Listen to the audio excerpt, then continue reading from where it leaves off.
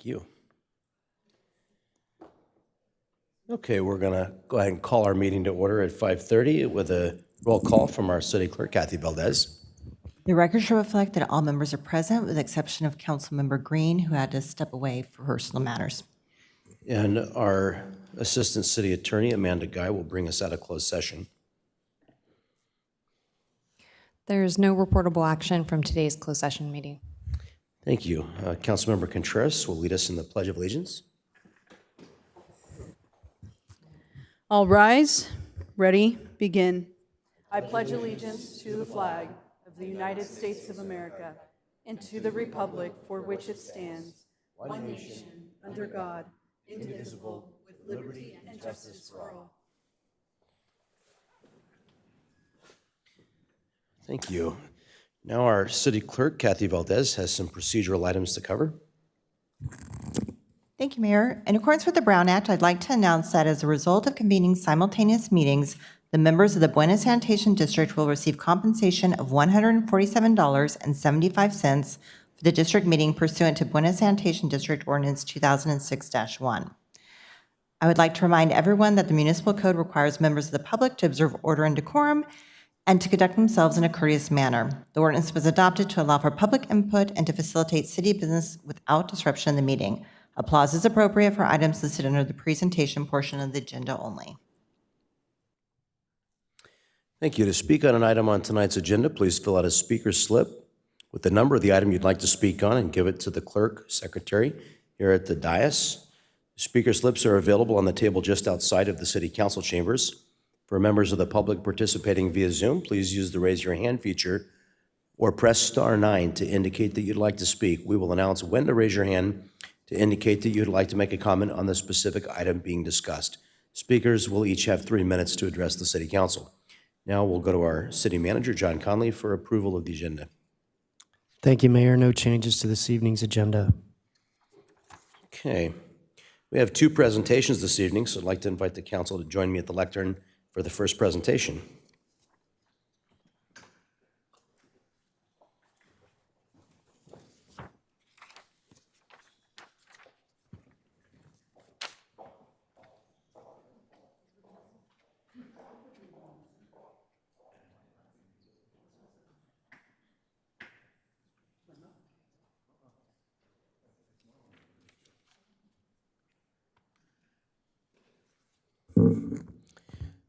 Our first presentation is a proclamation declaring July 2024 as Parks and Recreation Month in the city of Vista.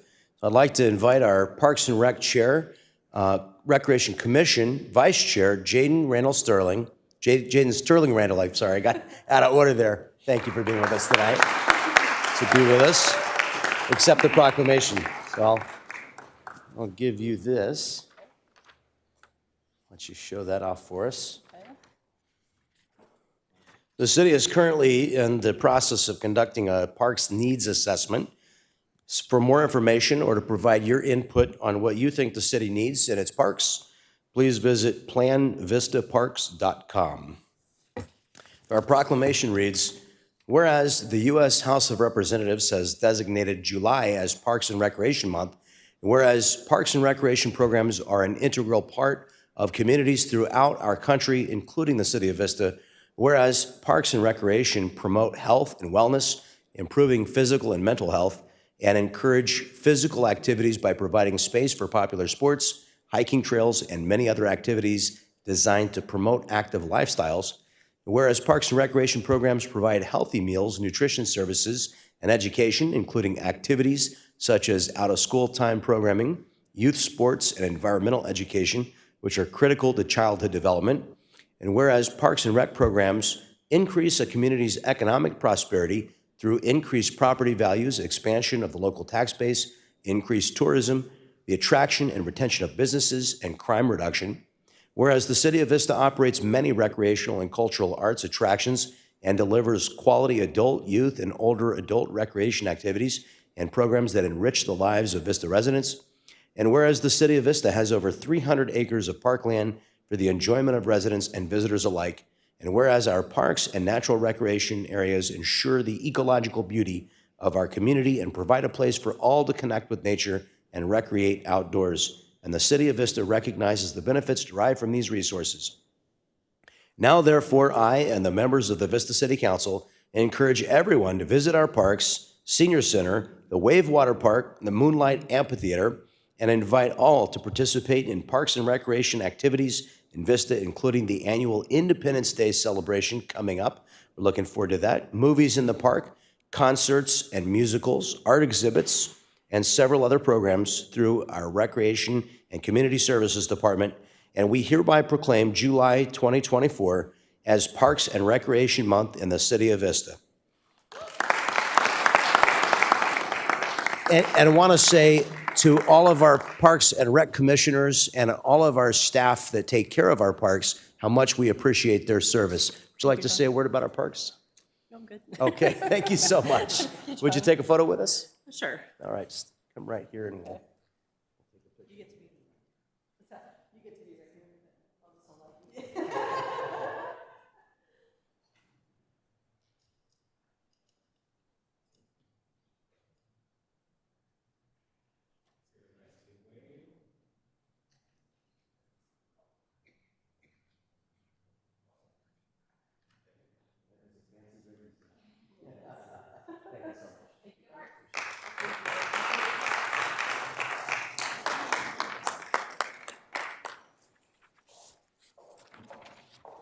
Okay. And now we'll take our seats at the dais. We're going to ask Wesley Burt, Executive Director of, is it Plus Box? And Alexandra White, Executive Director of Produce Good, to provide a presentation for us on reducing food waste and food insecurity. If you would come on up, and we look forward to your presentation. And it's actually Greg that's coming in. Sorry, I didn't get to update you on that. Thank you for being here. Thank you so much for being here.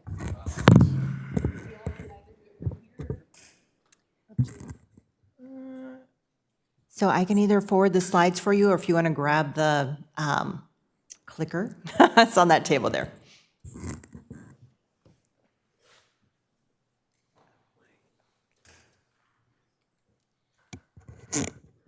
All right. First of all, thank you, Mayor Franklin and other members of the Vista Council for having us today. Special thank you to Councilmember Contreras for inviting us and coordinating this opportunity for us. So I'm not Wesley Burt, he's my boss, but my name is Greg McGuire. I am the Director of Strategic Partnerships for PlusBox, as well as being the co-chair of the North County Food Policy Council. And I'm Alexandra White. I am a co-founder and co-executive director for Produce Good. Wes and I work very closely together, but it's kind of exciting to be working with Greg today. So again, I'd just like to thank you for having us here. We really appreciate it. Okay. So a little bit more about PlusBox. We are on a mission to deliver healthy food and fresh ideas to those who need them. We, in our work, are driven by three core principles: nutrition, access, and community. We focus on distributing highly nutritious food with an emphasis on locally sourced produce. We work to decrease barriers to access to this food by making it easier to access our program, by delivering it on a consistent basis, and making it a more dignified process for families that need to access this program. For the community, we not only partner with a lot of community organizations such as Produce Good, but we also work to be responsive to the community needs and solicit feedback from the community so that we can ensure our program is meeting their needs. We also have three main outcomes that we are trying to affect: food security, school success, and health and wellness. By providing weekly access to 10 nutritious meals with our boxes, we not only increase food security, we also impact academic success, as well as increase not only immediate health and wellness, but long-term health for the families that can access our program.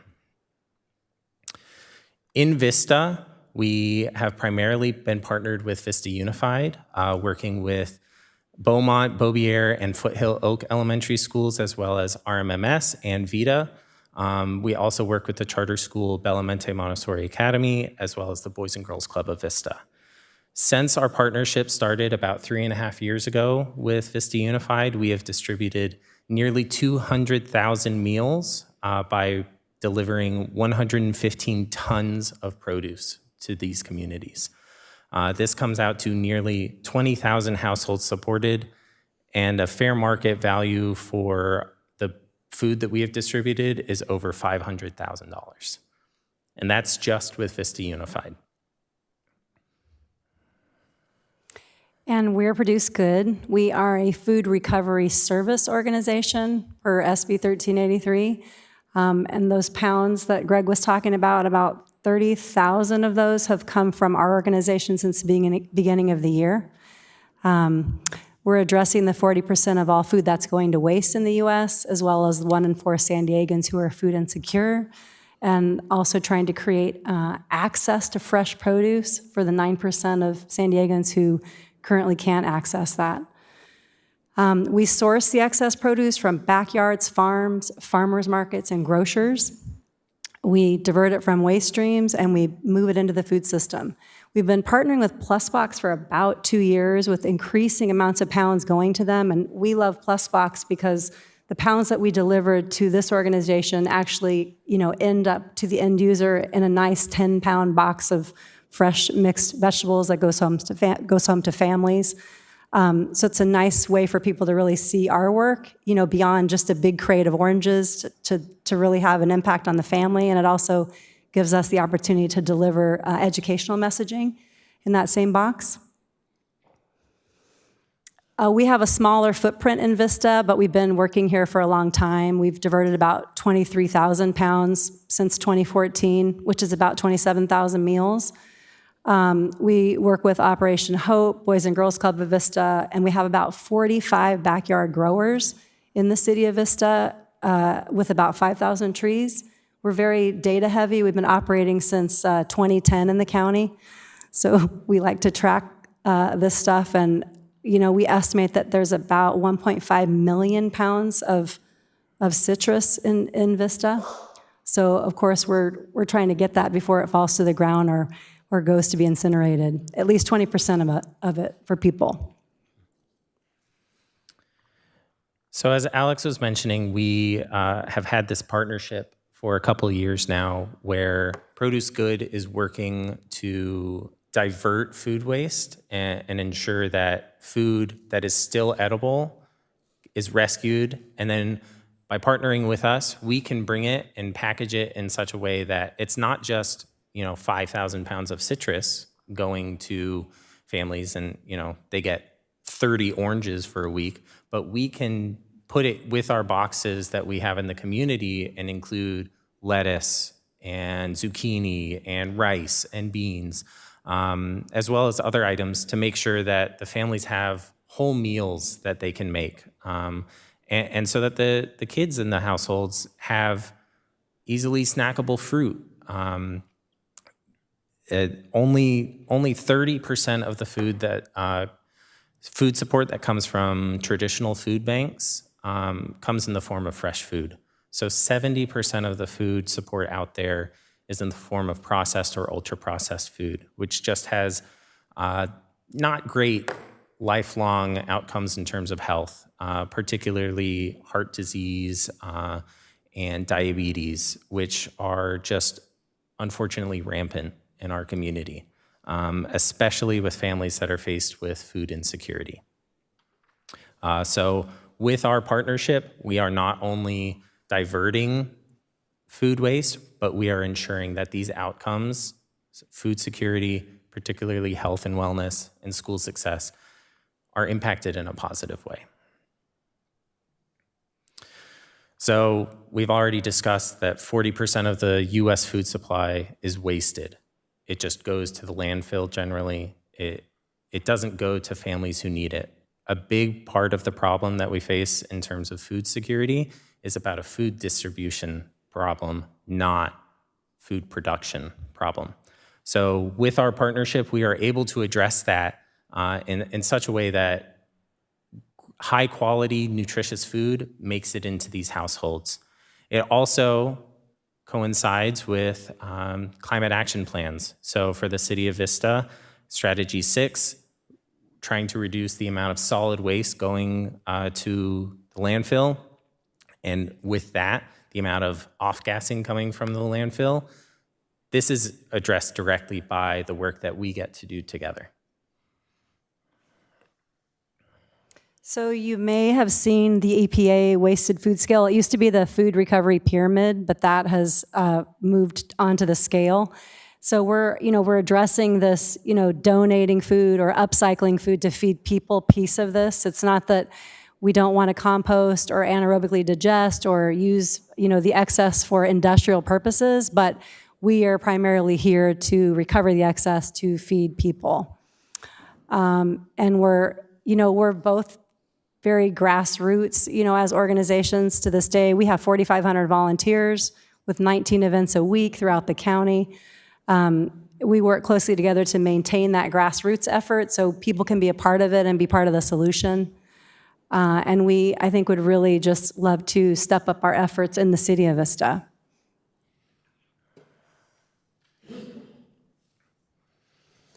So I think y'all are familiar with SB 1383. Of the food that's being diverted, 20% of that needs to go to feed people.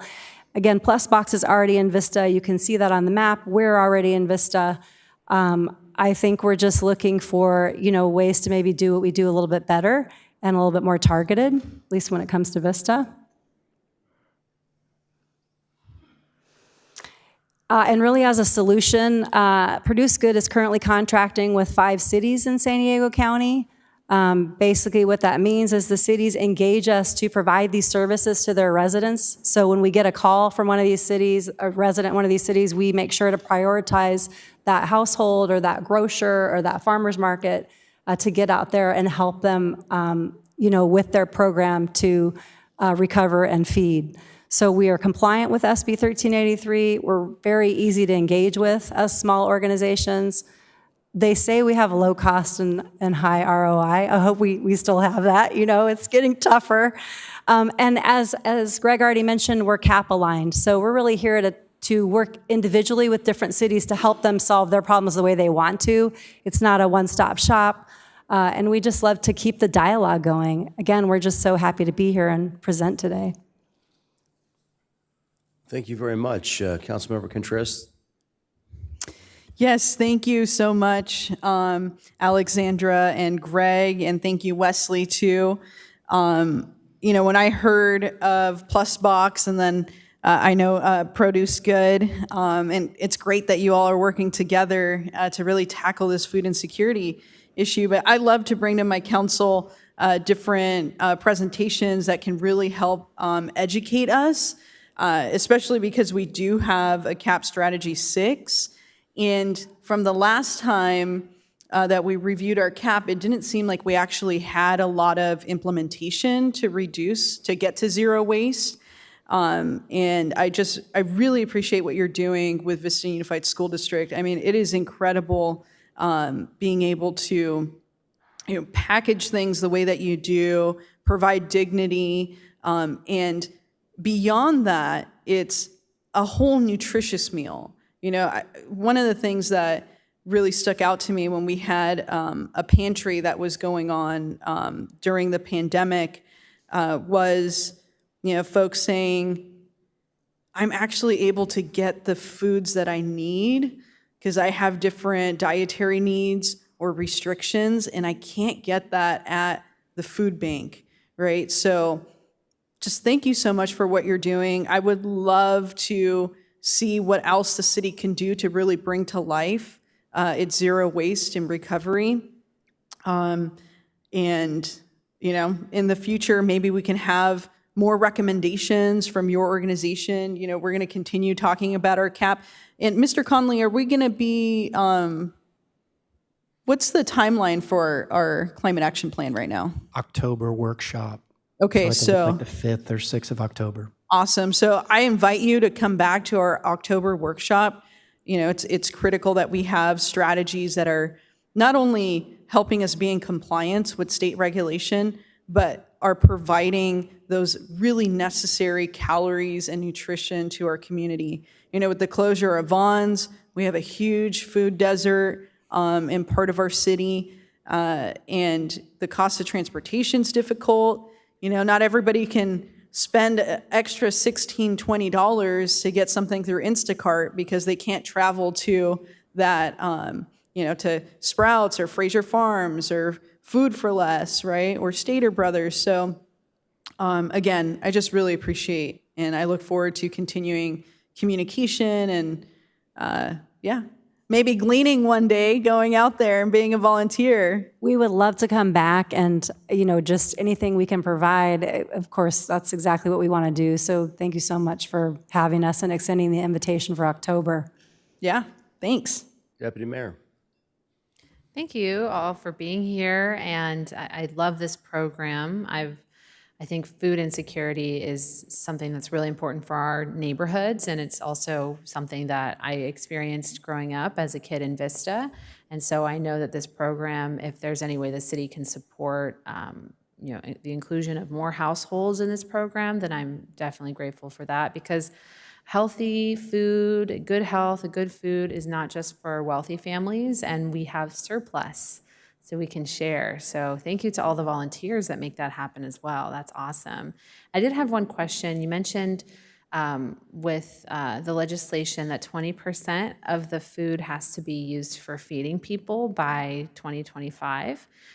Would you know, and this is maybe something I could research too, would you know if we're on track to accomplish that, or do we still have a ways to go? You guys are obviously doing your part. I mean, to be very honest about this, I think that when you're looking at the amount statewide that's being diverted, you know we're on track with the diversion, but trying to get down to that next level of tracking the compliance on the 20% to feed, that's a little tough. I mean, I meet with the individual cities that we work with, and that's kind of getting again down to that implementation. What does that look like? How are we accountable to that? How do we know if what we're doing is right? How do we do what we want to do? I mean, I think this is new to all the cities. We've been working with Oceanside for the longest time, but even for them, it's difficult to figure out how to track it. So I think the workshopping that you're planning to do, and just tackling it head on and kind of deciding what you're going to do, that's hopefully what everyone kind of gets on board to do, and at some point we maybe have that statistic, but I don't think they have that now. I mean, that I'm aware of. Okay, well, thank you for being a part of a successful implementation. You're welcome. Thank you. There is a county group that meets every month to discuss specifically SB 1383 implementation, and that group often laments how that data is just not there, and the only tracking being done is the rescue, but not the distribution or the redistribution of that rescued food. And so most jurisdictions around here are not tracking that, and that is where a partnership like ours comes into play, is because we directly divert it to distribution. That's what our partnership is able to do. So then the tracking becomes easy, because it's 100% of what we're getting from them. So, Councilmember O'Donnell. Yeah, thank you for your presentation. I really appreciate the work that you're doing. Councilmember Contreras kind of touched on it, but that food pantry, it wasn't just about getting a nutritious meal. It literally gave people hope. I mean, they were struggling so much with food insecurity. And I happen to work for a very large food company outside of this council. It's not my only job, fortunately. But the cost of groceries are going up 27% in 3 years. So the service that you're providing is tremendous service to our residents. I was actually just curious, like, do you work with senior centers as well, or is it mostly schools, or, I mean? Yeah, so we actually started a new element to our partnership earlier this year, where rather than our partnerships that have been primarily focused on educational organizations. Produce Good is able to be a little bit more flexible with how they can deliver because of the, the volunteers that they have, but also the fleet of vehicles that they have. So we just have one box truck versus Produce Good has several cargo vans that make it a little bit more nimble. So earlier this year, we started a specific partnership where we were able to do once a month, different partnership distributions. So several of those have ended up going to senior centers, but it has also led to, some of our boxes going to CRC in Encinitas or I believe Operation Hope as well. Just different partnerships than we have had in the past, where our model is based on forming a partnership with the organization and coming back week after week to do this distribution. Some organizations, such as senior centers, cannot take on such a partnership. So Produce Good has been able to partner with us on that to be a little bit more nimble and meet the needs of the community a little bit better. So we have 90 feeding partners. So again, that's Plusbox can plug into that, which is fantastic. And you talked about dignity. I mean, when you show up somewhere at a Boys and Girls Club and you're giving these boxes out and those are going home with the kids, I mean, it's just it's different. I mean, it's great to get a Tangelo 2 or 10, but it's special.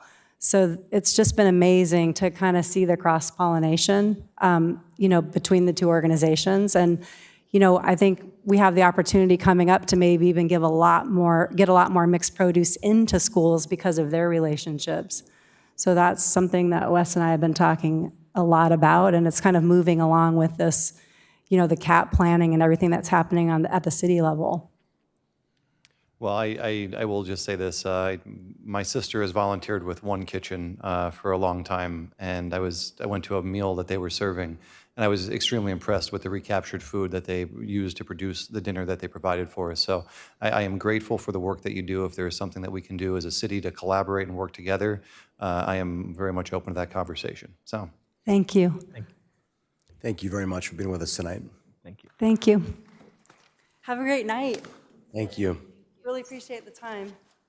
Okay, that'll bring us to our oral communications opportunity. Any member of the public may address the city council on agency-related matters that are not on tonight's agenda by requesting to speak during this section of the agenda. If you're participating via Zoom, please use the raise your hand feature or press *9 now if you'd like to speak. The number of speakers that will be heard during this segment of the meeting is limited to 10. Any remaining speakers will be heard under the second oral communications item. Our first speaker tonight is Mr. Don Chadwick, and followed by Joe Hood, and then Maria Joliffe. Welcome. Thank you very much.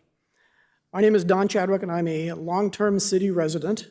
I'm here to talk about the numerous speed bumps that were recently installed on the streets of Vista. I'm not against speed bumps in general. In fact, on streets that are strictly residential and in areas where children commonly access or play, I'm all in favor of them. But the decision to install numerous bumps on arterial streets, in my opinion, is ridiculous.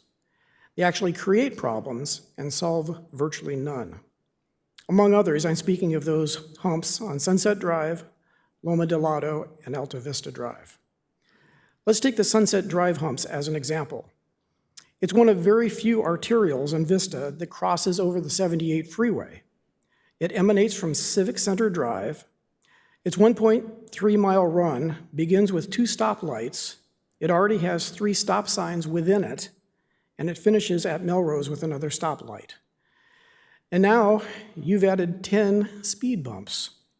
That's a total of 16 stops or bumps in only 1.3 miles. That's absurd. It should be the street should be renamed Brake and Bump Drive, or Shock and Realignment Street. Most people are not excessive speeders, but installing these humps punishes everyone. Imagine a sleeping baby in a car seat, or a frail elderly person. These annoying humps have turned peaceful drives into stop-and-go, herky-jerky irritations in simply commuting from point A to point B. People living next to them hear all manner of squeaky brakes and shock absorbers and increased sound from the mufflers while accelerating after the bumps. Every single driver must suffer because of these very few numbers of speeders. I believe it's far better to remove many of the bumps and write a few speeding tickets to those who speed. In reading over the minutes of the Traffic Engineering Commission, it does seem that concerns of the affected residents are taken into consideration when decisions are made to install the speed humps. However, it doesn't appear that the interests of motorists are adequately taken into consideration. While that may not be important in quiet neighborhoods with low traffic volume, I believe that a process that excludes the input of the many affected motorists is an inadequate process, specifically when the affected street is a primary artery. The Vista City Council policy on speed humps indicates clearly that speed humps shall not be used on major and arterial roadways. One of the very few roads that passes over the freeway should be very clearly designated as such, if it is not already.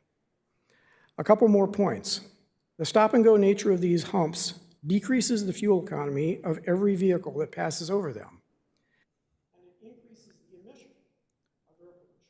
Thank you, Mr. Chadwick. I'm sorry, that's your time. I apologize, that was the 3 minutes. Joe Hood.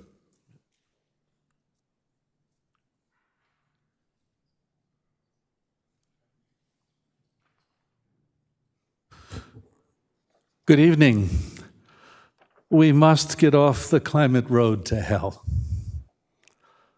CARB's most recent scoping plan aims to slash greenhouse gas emissions by 48% below 1990 levels by 2030.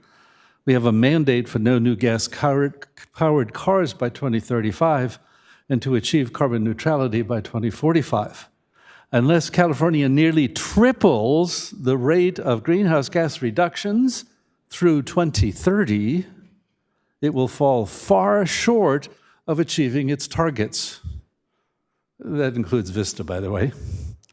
We're not doing nearly enough, and what we're doing too slowly. California's Chamber of Commerce, by campaigning against the constitutional Green Amendment, has rejected the notion of a healthy environment that should be enjoyed by all. That's our business leaders? Crazy. This reinforces a pernicious legacy of longstanding environmental racism and injustice.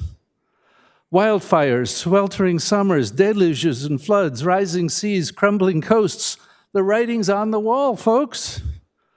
We need urgent action if we are to preserve a livable future. Vista requires ambitious action and meaningful accountability now. Look, we just had 1,300 people die in Saudi Arabia. 2,000 children a day are dying due to air pollution. Greenhouse CO2 is now at 427.8 parts per million, record highs. This is code red for humanity. We must put our effort into putting out the fire, meeting state and legal mandates, that's your job, and preserving a livable future for our children.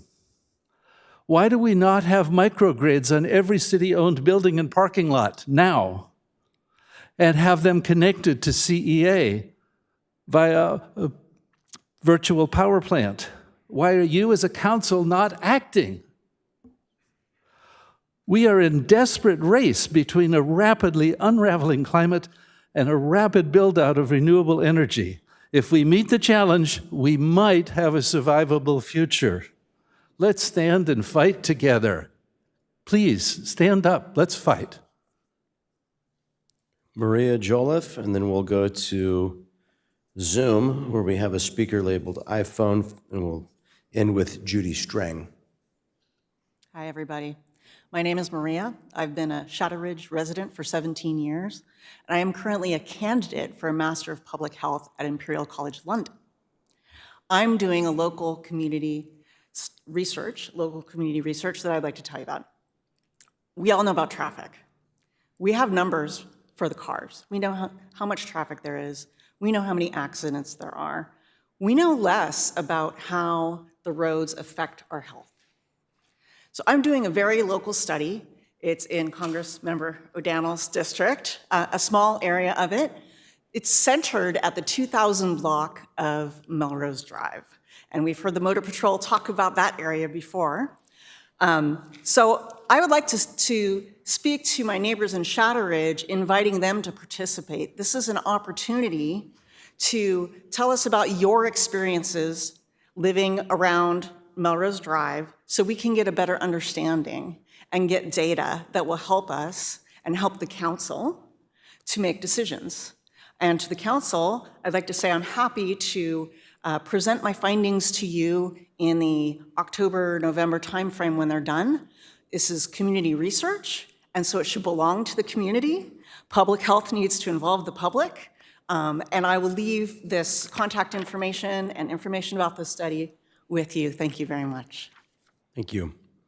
Now we'll go to the user on Zoom labeled iPhone, followed by Judy Strang.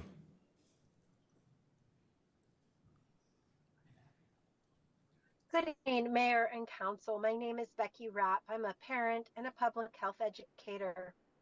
I, along with many other residents, am concerned that the city plans to move forward in bringing marijuana special events where pot can be smoked, vaped, and eaten in outdoor public venues. There are many misconceptions the marijuana industry portrays in efforts to sell more drugs to vulnerable residents. And unfortunately, the city is allowing this to happen. I'd like to share with you an alarming study published in JAMA Internal Medicine.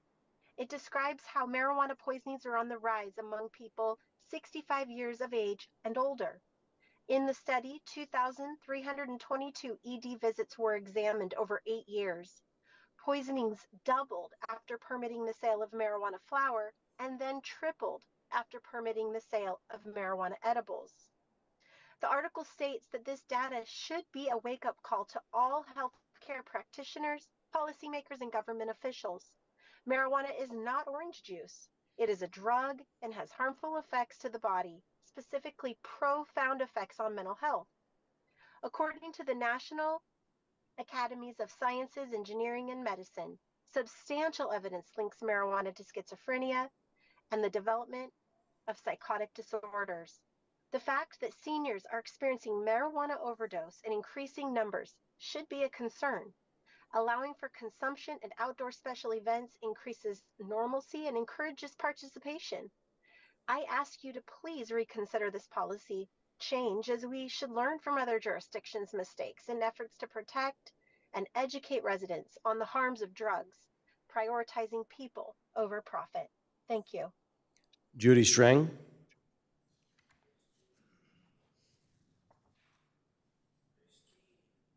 Good evening, Vista City Council, Mayor Franklin. This is Judy Strang, parent and grandparent and owner of a property in Vista. Care a great deal about the young people of Vista since I have grandchildren here. And in general, it's been a volunteer effort on my part to be a support for young people and their issues, which brings me here today. This morning at the Board of Supervisors meeting, we looked at the budget, particularly as it had to do with mental health and physical health.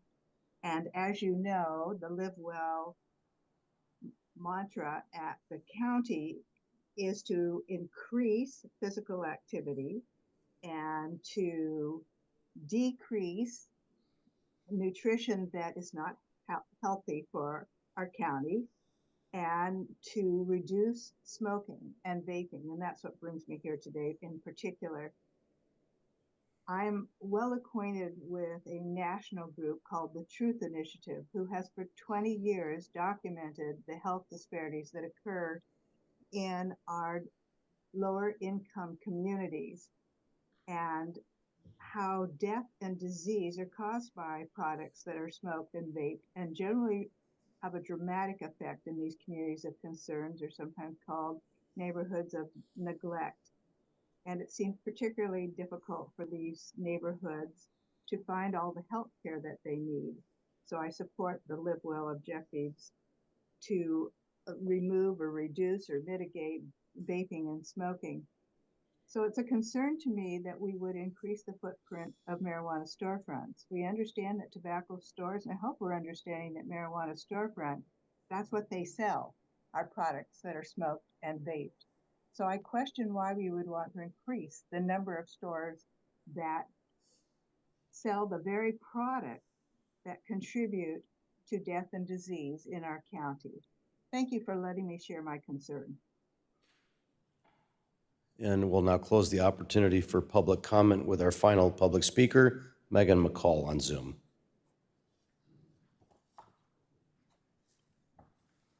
Blessed greetings. My name is Megan McCall. I am a District 4 resident. I have family in the Vista area. And there's a lot of misconception about marijuana, and we can go back and forth forever on that, obviously.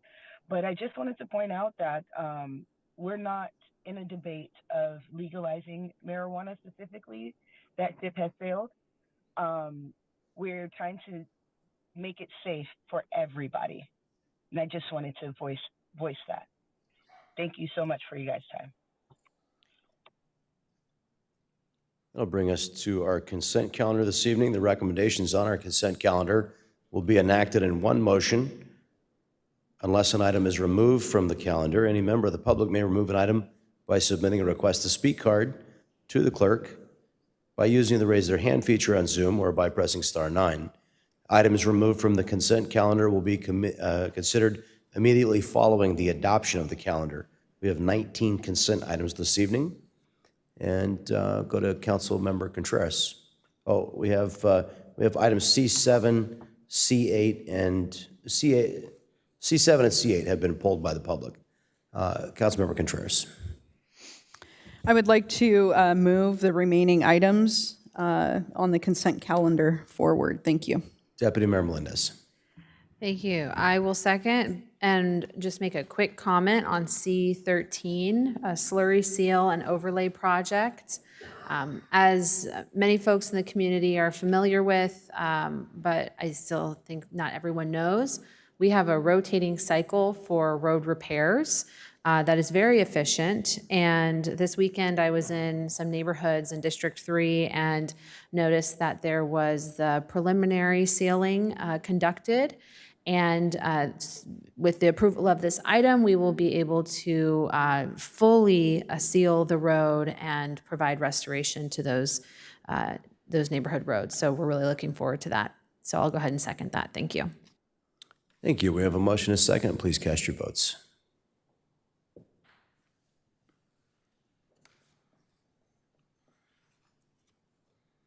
That motion is approved unanimously with Councilmember Green absent, despite him having voted for it. We'll correct that for the record. Okay, that'll bring us to item C7. Mr. Hood, you have 3 minutes. I'm going to take his name in vain. Ask Councilmember Green what adds value to real estate, and I'll bet he'll say, location, location, location.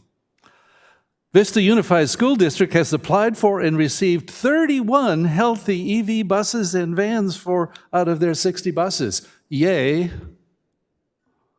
2 years ago, SDG&E said main power for more EV buses for the school would be available in 9 months.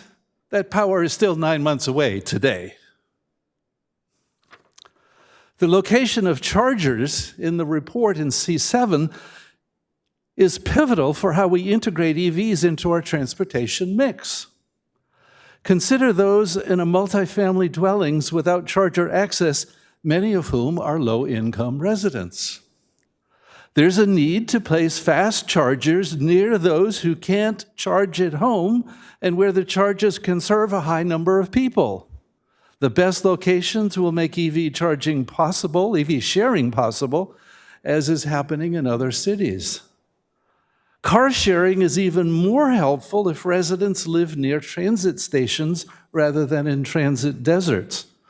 Residents would then need an EV only when traveling to difficult-to-reach destinations. This will reduce household costs, reduce emissions, and reduce the space needed for parking. Businesses would also prefer high-speed charging, fast charging. Customers will visit locally owned businesses, charge their EV while doing so, and this will increase economic activity. How many fast charges are targeted for multifamily housing areas in D1, District 1, and District 2? I can tell you on the map, none. Or for high-traffic business sites? Maybe some. Level 2, slower chargers are fine for locations like this Civic Center where cars will be parked for many hours each workday. It looks like the deployment of chargers in the map in C7 locations was chosen and up for approval tonight were selected based on properties the city owns rather than based on the environmental and economic needs of residences and businesses. Let's address the equity and climate needs in our city. Please reconsider where the chargers will be installed. Send this proposal back to be updated based on economics and need.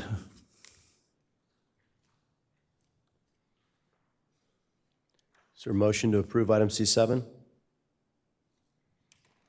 Councilmember Contreras. I just really want to thank Joe for coming forward and providing your comment. There are some stations in District 1, Sports Park and Luz Duran Park. I understand that this is falling short of where we need to be, though. Mr. Conley, is this from the funding that we received from Assemblymember Berner? Yes. Okay, and there's no additional city funds? It's just strictly that grant money? We have some additional grant funds, but I think the total amount for construction is around $3 million that we have available. Okay. And of that $3 million, is that how much we're utilizing? That's how much is in the CIP budget, yes. Okay. One of the questions that I have, in addition to just making the comment that this is a great step in the right direction, there's definitely some still longstanding inequities. These are level 3 chargers? It's a mix of level 2 and 3 chargers. Okay. Yeah, I mean, in the future, I would love to just have level 3 moving forward. I know it comes with an additional cost, and I understand also that there's some areas where the cost becomes greater because we have to actually enhance the grid to be able to take them. I learned about that firsthand when I went on my Board Forward tour to the NCTD station in Escondido, and they had to do a lot of reconfiguring just to have 2 level 3 chargers on there. But they're testing it. It looks good. We're hoping that those will be deployed pretty soon. But, I recently got an e-bike, and it's a single speed, pedal assist only, so my legs are the throttle. And so I'm trying to make them work a little bit harder. But we have range anxiety with EVs, and we're starting to figure out how to address that. But when it comes to e-bikes, I see a proliferation of e-bikes. We even have our own e-bike rebate program. Is there a way that where we implement these charging stations, because I see Luz Duran Park, I go there all the time. I would love to be able to plug my bike in as well. Is there any way that we can kind of couple that with this effort, or is that a whole additional new scope of work? I'm going to call Matt Atterbury up here, our CIP manager, who's working on this to see how we can address bike charging. Good evening. Not that I know of.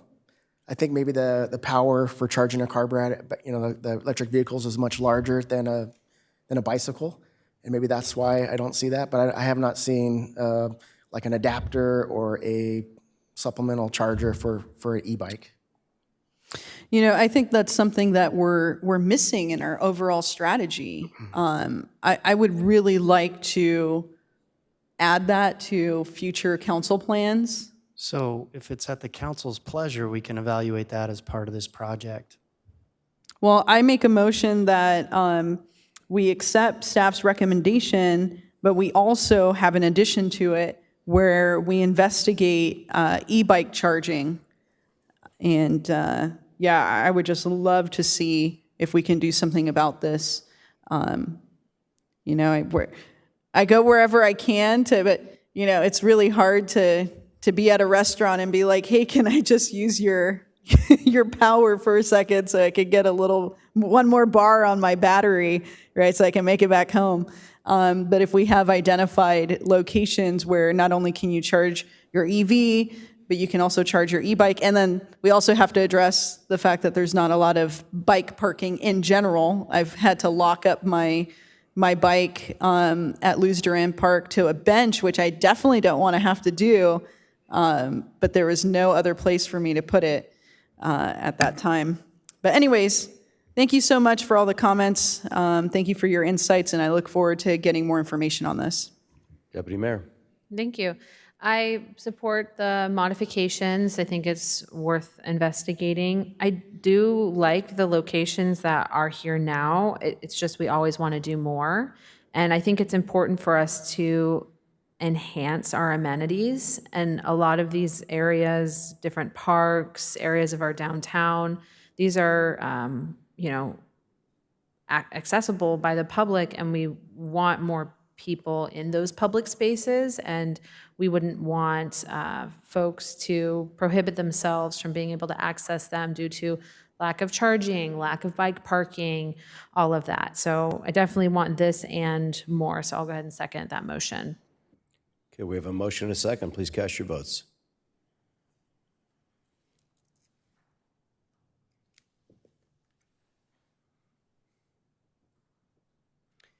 That item passes unanimously with Councilmember Green absent.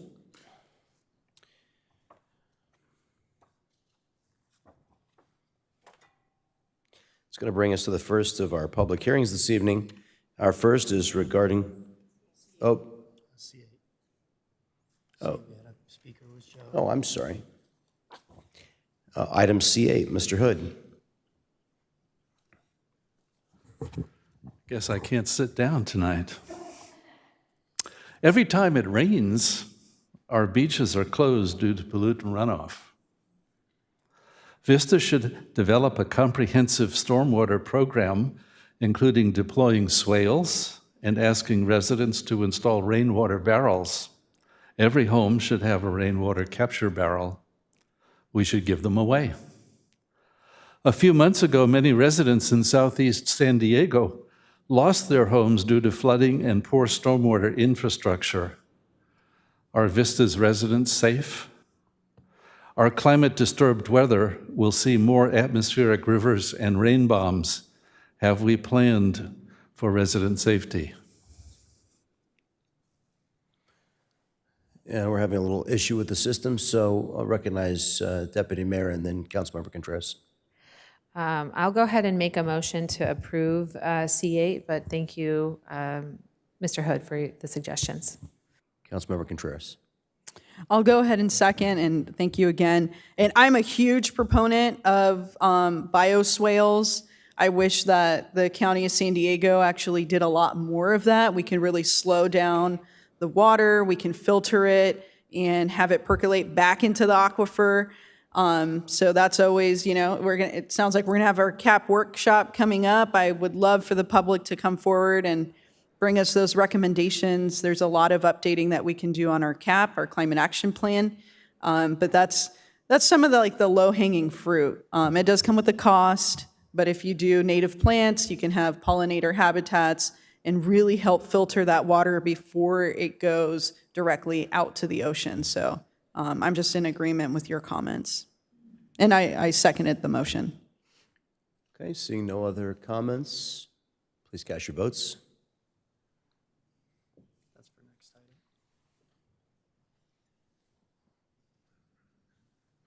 That item is approved unanimously with Councilmember Green absent. Okay, now we'll go to PH1, our first public hearing, regarding the approval of a funding commitment letter and an exclusive negotiation agreement for the purpose of developing affordable housing on a city-owned site. APN 175-223-25-00.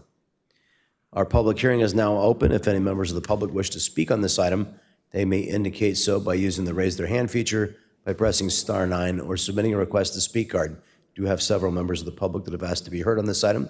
We'll call upon speakers after the presentation. Our Assistant City Manager, Imelda Huerta, will introduce this item. Thank you, Mayor. Good evening, Mayor, Deputy Mayor, and members of the City Council. My name is Imelda Huerta, Assistant City Manager, and tonight staff will be providing a presentation on 2 city-owned surplus land act properties located at 902 Vista Village Drive and 211 Palm Drive. Staff will present information on the projects and on the funding commitment letter and an exclusive negotiation agreement, or ENA, for the purpose of developing affordable housing at the 902 Vista Village site, also referred to as APN 175-223-25. As a brief background, in June of last year, City Council adopted 2 resolutions declaring that 3 parcels known as 902 Vista Village and 211 Palm of real property were surplus land and not necessary for city use. In response, the city issued 2 notices of availability, or NOAs, one for each site, to local public agencies and affordable housing sponsors that are on the Department of Housing and Community Development, or HCD list, in accordance with the California Surplus Land Act, or SLA, requirements. And now it is my pleasure to introduce Eric Bunge, Housing Manager, to discuss the sites and projects, the SLA process, and recommendation. Perfect. Thank you. Good evening, Mayor, City Council members. These are the 2 sites that were released in the resolution that Imelda mentioned, 902 Vista Village, and right across the street, catty corner, is 211 Palm.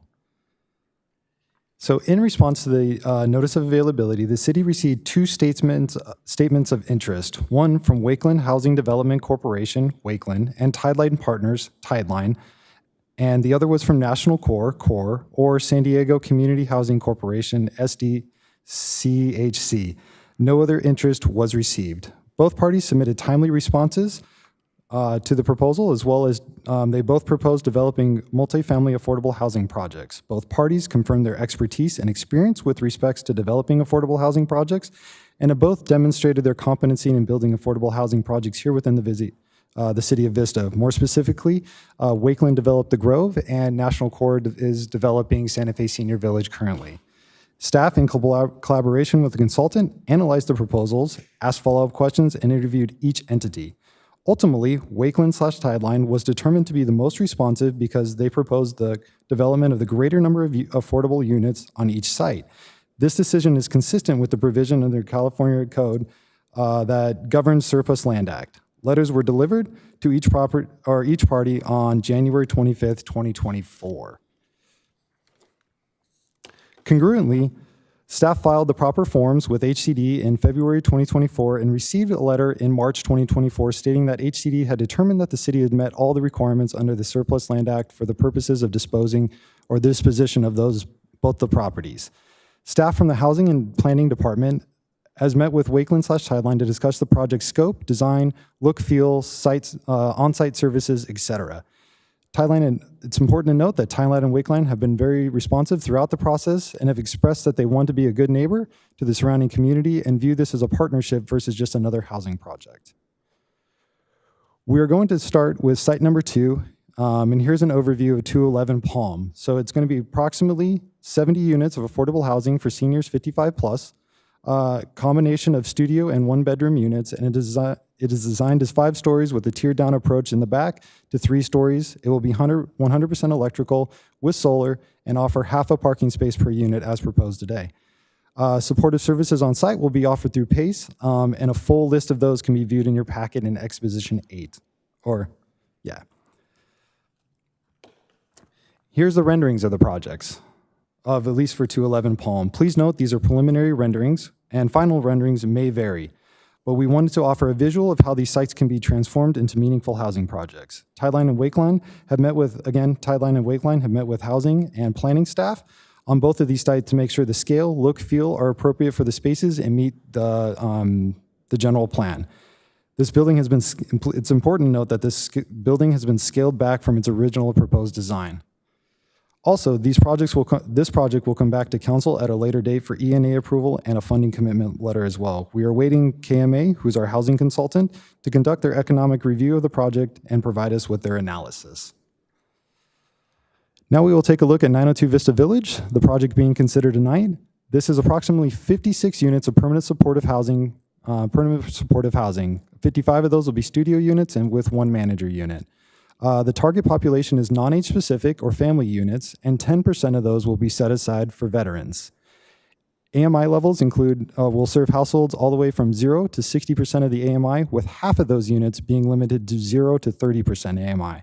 As proposed, it's a 4-story development with 100% electrical with solar and no proposed parking at this time. The development team of Wakeland and Tideline has experience in both building and managing these types of housing projects, and they offer a variety of supportive services on this site, which will include everything from intensive case management, weekly one-on-one case management, intervention services, linkages to substance abuse treatments, and they design their building in a safe way, as well as there's going to be mental health care that's in collaboration, it's through the coordinated entry system in collaboration with the County Behavioral Health Services Department. And a more detailed list of these can be found in your report in Exhibit 7. Again, here's some visuals of the projects, of the potential project. And again, these are preliminary renderings, and the finals may vary.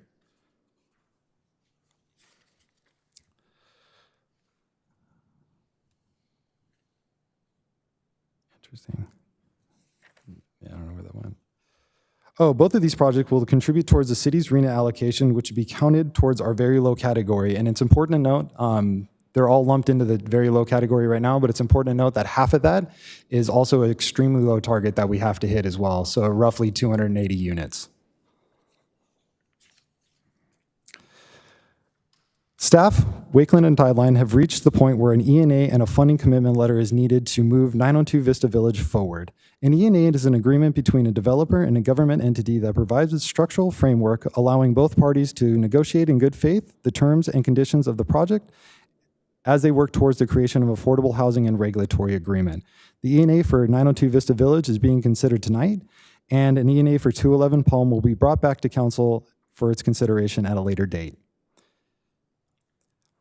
In addition to an ENA, we are requesting the approval of a funding commitment letter. It is important to note that a funding commitment letter from the city demonstrates local support and commitment to the project. It serves as a formal indication that the city is willing to allocate certain resources and or funding to the development, which can strengthen the application to increase the project's chances of receiving tax credits and other grants. Wakeland, it is important to note, Wakeland and Tideline is asking $2.5 million to support this project, and the city is prepared to, in this commitment letter, is to contribute up to $2 million. In addition, this letter is viewed as a funding commitment which satisfies the provision of the City of Vista's Proposition W measure that it was passed in 1980. This measure was passed by the public, and it runs in tandem with Article 34 of the California Constitution. In general, Proposition W allows for the development, construction, and acquisition of low-rent housing projects without a vote of the public if the project receives city fundings and it produces no more than 95 dwelling units per fiscal year on scattered sites. Units will be counted towards this fiscal year when a project is approved to receive financial support from a public agency. Thus, if this letter was approved tonight, these 56 units will be counted this fiscal year 2023/2024, allowing for the proposed 70 units on 211 Palm to be counted towards next fiscal year when it comes back to council for future consideration. In combination with this funding, the city will enter into a long-term ground lease agreement, as proposed right now, 70 plus years with an extension period. The term of this will not begin until the affordable housing agreement is executed. So staff recommendations is to adopt 2 resolutions, one adopting the funding commitment letter, as well as another one approving the ENA both for 902 Vista Village. Staff is available for questions and discussion, and we are joined tonight by representatives from both Wakeland and Tideline, and the CEO of Wakeland, Rebecca Louie, has a short presentation as well. Okay, and we'll go ahead and go to Rebecca Louie, please, followed by Joe Hood. and Jacob Aldridge. Am I going to be? Hi, thank you so much for having me tonight, having us here. Okay, I'm pressing. Hang on 1 second. Okay. So I just wanted to kind of give a little picture kind of on what we're doing here really in terms of the program of what we're doing and talk a little bit about it because I think sometimes these projects are kind of challenging for people to understand and we do have a lot of experience in it. So I just want you to feel really comfortable about what we're building here. This is a partnership between Tideline and Wakeland. I was introduced to Lev from Tideline by a mutual friend that said, he's just doing really cool stuff in Vista and he loves it there and he would love to talk to you and make sure that, he gets to put his stamp on this project a little bit. And so we really hit it off and I like the work that he does and really appreciate it. So he's already been a great resource, great partnership. Some of his work. Wakeland has been around 25 years now. You may know us as the developers of my beloved Grove project, our senior project here in Vista. It's been wildly successful, by the way. The seniors are thriving. But we also do a lot of supportive housing. So this is the Ivy. It's one in Claremont where the community really fought us against it. And it's just turned out to be super successful. The residents are really into gardening. We have high retention rates. It's kind of proof that, a lot of the things people worry about don't really happen. This is one of our projects in Los Angeles, all for homeless seniors, also doing really well. This is a project that we have in Riverside. The bottom floor is a civil rights institute. Half of the units are for families and half are set aside for veterans, half of those of whom are experiencing homelessness. I can do this for days. This is Trinity Place. This is in Grantville here in San Diego. 74 homes for formerly homeless seniors with on-site medical services. Again, these ones are, if I had all the time in the world, I would show you these videos of our residents doing their gardening. And so it's a very successful model, what we do. Our proposal, we talked a little about it. I'm kind of just going to jump through, but as you know, we're proposing affordable for seniors on one of the sites and then permanent supportive housing in kind of a TBD mix going forward. It's something we have to figure out as we go. What we really do is decide who can we provide the best services for, given the programs that are out there, and go around that because it's really the key to making this kind of housing work. You know what affordable housing is. It's just low income. There's obviously a huge need. We all know this, right? I point to this. This is in San Diego County, but it's kind of similar everywhere. Those holes are what we haven't built over the years for the number of jobs that we have and the incomes of people that are already here. So I just kind of say that's homelessness. So that gap in the people that need housing and the housing that is here is why we have our seniors especially falling to the streets. Supportive housing is affordable housing, but with those extra services for people that need a little assistance, extra assistance staying housed. So the goal in it is keep people housed, and we work together as a team to make that happen, and the goal is to get people healthy and living and working back in the community. So we can serve a wide range of populations. We've got projects that serve transition-age youth. We've got projects that are set aside for people with developmental disabilities, veterans, seniors and frail seniors. We've got projects where 100% of the people living there have a diagnosed serious mental illness. They're doing really well. It's really about the housing and the services paired. So you can see these are the kind of services we offer on site. So we're mixing that solid base of affordable housing, of having a place that you know is secure, where you're going to have a set rent. And then we bring everything else in. So we do employment services, case management, health services, mental health services, substance abuse treatment if it's needed. Medical's not even on here, and we do a lot of that, especially for our seniors. It's really successful when done right. So 96% of our residents voluntarily participate in the services that we have on site. People come in and they form a community and they really want to participate. And then our retention rate is 96%, so people moving in and staying. We know supportive housing is a proven model to end homelessness. It makes all the sense in the world to have people housed versus out on our sidewalks or in shelters. We have a lot of it. I think this is not even up to date for Wakeland. We've built almost over 500 homes for people experiencing homelessness in the last 10 years. This is our Talmadge Gateway project. We take a lot of people here. I always want to say if you ever get any pushback from the community for what you're doing, please contact me and have them come tour our projects because they're beautiful and really successful. This was one of our first. This is Beacon. This has units for transition-age youth. It also highlights a lot of our security features. So you can see we've got this big lobby. We always have community spaces. We also do virtual guarding. So this is very cool. Every Everyone's pictures are in the system, including mine, the service providers, property management, the residents. They're all there. You go up, you look at that camera, and the door opens for you if your picture's in the file. So then people don't have like fobs, they're not losing their keys.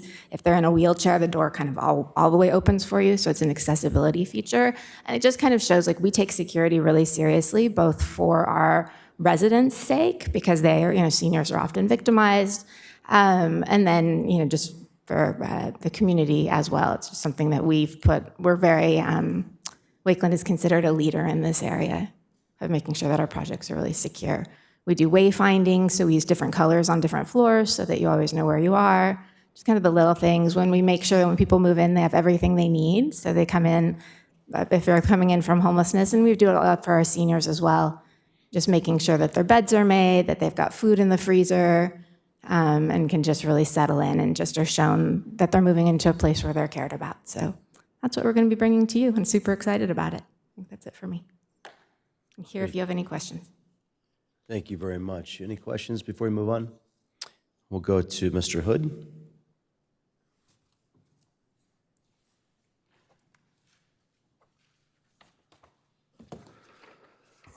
I came to begin my comments tonight with the word fantastic. And what I just heard, super fantastic. Well done.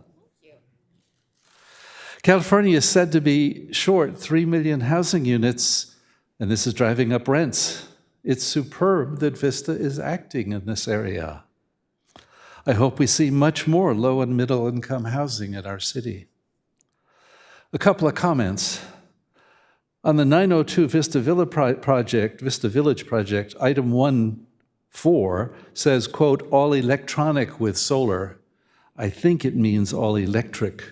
I think that's a typo. If it's not, please explain. If it's a typo, just correct it. This will increase resilience, reduce energy costs, and should be connected to CEA and the virtual power plant. I urge you to install not just solar, but solar with batteries, right, on this property. On 211 Palm, again, 1D says electronic, and I think it should be electric. On both properties, please require construction to follow passive house standards or California's Build It Green standard, reach codes, or something like that. Optimal design will eliminate the need for heating and cooling systems. We don't need heating and cooling in these or any buildings if they're designed properly. And require trees and native plant landscaping. No thirsty grass, please. Include chairs and tables to encourage neighborly interaction outdoors and enjoying the surrounding garden. Prohibit parking spaces. We don't need cars either here. Use the space saved for more units or larger green space. Encourage active transportation and public transportation. Please design the properties, just one plea here, to be meant for completely green living. In addition to all the other wonderful features, let's make the buildings green and the property green. Thanks. Jacob Aldridge.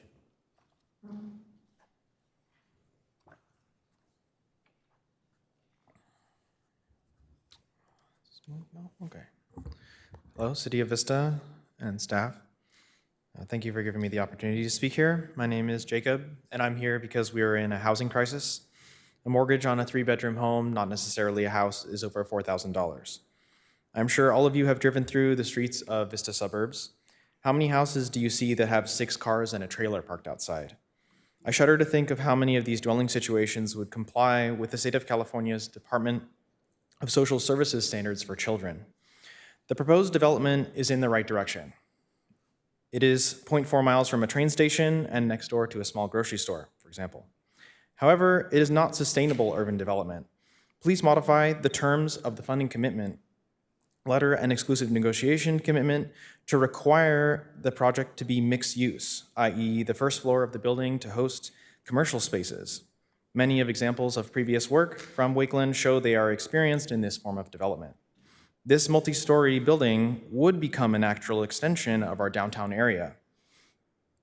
both bringing in tax revenue as well as providing much needed walkable housing. I also wanted to note that while the end ultimate goal is to provide a walkable city and to not be dependent on cars, currently our environment is. And I propose the consideration of using the parking nearby in the commercial downtown area. In the evenings, it might be vacant, for instance. It might not be adequate, but I'm not sure about the laws surrounding the use of that for those residents. Something to consider. Thank you for your time. Deputy Mayor Melendez. Thank you. Thank you for your presentation. Thank you, Wakeland. I have a few questions, but I'm really glad that we're here. This has been a point of advocacy that I've pursued for a very long time. Before I was serving on council, I was advocating for affordable housing, and I came to understand that permanent supportive housing is the most effective product when it comes to resolving homelessness permanently. And I'm very pleased to hear the 96% retention rate that Wakeland holds, because it's true that the key to making this type of housing work is that you're providing services to vulnerable people. And with this particular project that we're approving tonight, we might not have fully identified who would benefit from this housing. But one thing is clear, we have available public land, and the best and highest use of that public land in this area is to provide public housing for people who are vulnerable and to reduce suffering on our streets and in households that may very well be suffering due to a lack of adequate housing and space. So this is a good thing, but I think that there are some questions and specificities that we are going to need to follow up on. The first is one that I don't think that the city at this time has any control over, and that's the restriction on the number of units that we can approve in a year. I understand that that was passed by the voters. Could we get a little bit more background for the benefit of this discussion on why there's that restriction and how we may go about modifying that? Yeah, so Proposition W was passed in 1980, and it was in alignment. So Article 34 kind of basically just made it more transparent. If the local municipalities are dedicating funding to affordable housing projects, it kind of made it to where, hey, if we're using public subsidies, it needs to be public input.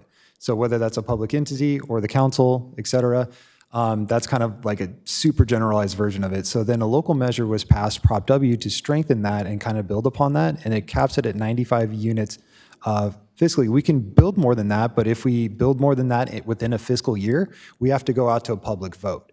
So that takes time, effort, all that. So, and at the rate we're building, this happens one other time when we were building Paseo Artist Village, because we had to phase those two projects out in phase 1 and phase 2. So, it rarely happens. So for us to kind of look at that, increasing those numbers, it's a possibility, but it would require a public vote in order to increase those caps. We've seen San Diego Housing Commission do it a couple times. So instead of a cap per year, they have like a total cap. So they, for example, I forget the number. I know you looked it up, but I believe it was It's over 10,000 at this point. Yeah, but it's a larger jurisdiction. Yeah, larger jurisdiction, but they have a total cap at 10,000 units that they can build no matter how many within a fiscal year, they can build up to that cap. Mm-hmm. So, that's another approach. But again, that would take a public vote to kind of so outside of, to clarify, outside of us putting this to a vote, the most efficient way for us to get this approved is to parse it out this year and then next year. But we have had to do that before, correct, which is a disadvantage and could be a disadvantage in the future. So it's just something that's on my radar of I would like to see us be able to fully approve these projects and just move forward. The longer you wait for a project to move into construction, the higher the cost.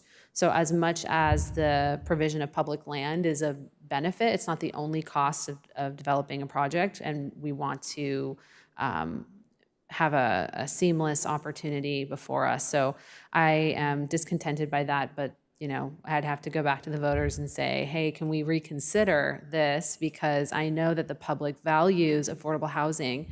And another question I had about history, and maybe you could clarify since you brought up Paseo project, would this be one of the first permanent supportive housing projects using public land, or have we done that previously? As a city, we have not done that previously. There's other permanent supportive housing projects, like for example, National Corps, that's building Santa Fe Senior right now. And then we have, oh my gosh, Solution for Change. They operate a few different PSH units throughout, and then there's some scattered site stuff. But for public land, developing permanent supportive housing, this would be a first. That's wonderful. And we have provided public land for affordable housing before, but I really want to make the distinction for the public that the difference between regular affordable housing that's deed restricted, you're only paying 30% of your income on rent, and permanent supportive housing is it's affordable plus those ongoing services that are transformative for people. And I think it's the environment of a safe, secure, hygienic, stable, healthy place to live, and social and mental, emotional well-being. And that comes across in the services that we are intending to provide, and it also comes across in our design. So I have two comments regarding those items. So in regards to the services that we're providing and the population that we're serving, do we have an opportunity to prefer people experiencing homelessness or coming out of homelessness from our Vista Navigation Center? Or would we, in developing this project, be subject to some other type of prioritization? So typically with permanent supportive housing, it's through the coordinated entry system. So our residents of the Buena Creek Navigation Center would be entered into that system and would be up for selection. But through the VI SPDAT, it just depends on how they're ranked for their acuity levels. Technically speaking, direct referrals might be an interesting fair housing issue because we can't be limiting access to particular anybody, but we could definitely take a look into maybe having a portion of the units. But I know once you go over a majority, it could be a fair housing issue because now we're limiting access to everybody. Like for an example, a certain amount of the units are reserved for veterans, so we can maybe take a look at a certain amount of the units being reserved for persons engaging with city programs or something to that effect. That, but definitely we can incorporate a live-work preference into our affordable housing agreements, and we just have to be careful how restrictive we get, because other funding sources, like state funding sources, have their own particular restrictions. Where, or if it comes from the county, now it has to be county-wide. But a certain amount of these will be reserved for us because we, one, we have the land, but two, we also have a portion of the funding. So there's a certain portion of the units that could potentially have that local preference that we could, house. Okay, thank you for that information. I support live work provisions because of the impact to our local community who we serve here, and also for the sustainability, transportation, mobility aspects, right? If there is no parking required per state guidelines, then we need to have opportunities to allow people to work and operate locally. So I would support live, work, local provisions. And then I do support a provision that sets aside a number of units for folks that are engaged in our programs. We want to resolve homelessness permanently in Vista, and we're doing a great job bringing folks into our programs and intervening in that case, but we have found that it's difficult to stop that revolving door of services, of homeless services, without that permanent product. So that's on the services and who we serve. And then in regards to the design, I know that we'll probably see this again. I would like to see some of the community amenities that are included have a way that the public can at least view or access them. So visible courtyards, I think, are really important. I think that it builds community. I really appreciate Mr. Hood spoke earlier and made a similar comment about being able to get people outside. These are going to be larger structures, so being able to, there are going to be community amenities in the facilities regardless. So if some of those community facilities could be external and visible, I think that that is a good way to build community around this project. And outside of that, I mean, the conceptual design looks beautiful and you guys do really, really good work. I don't think I want to take any more of my council's time, but those would be my recommendations for now. I will go ahead and make a motion to approve staff's recommendation for this, and continue to accept our comments, and as we make decisions and go forward, that we're able to review those as well. Thank you.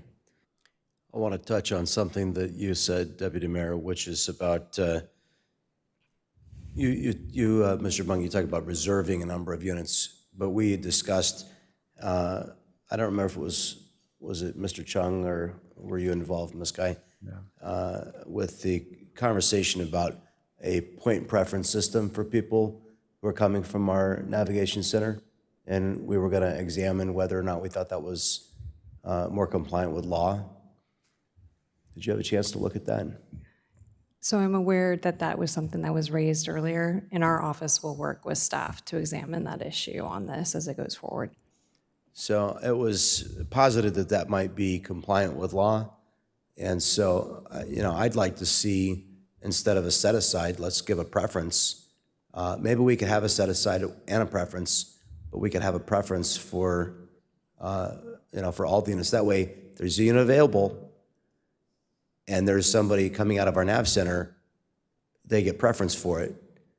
If we don't have somebody available that wants it, you can lease it to whoever you want who's qualified from the Via Spadat.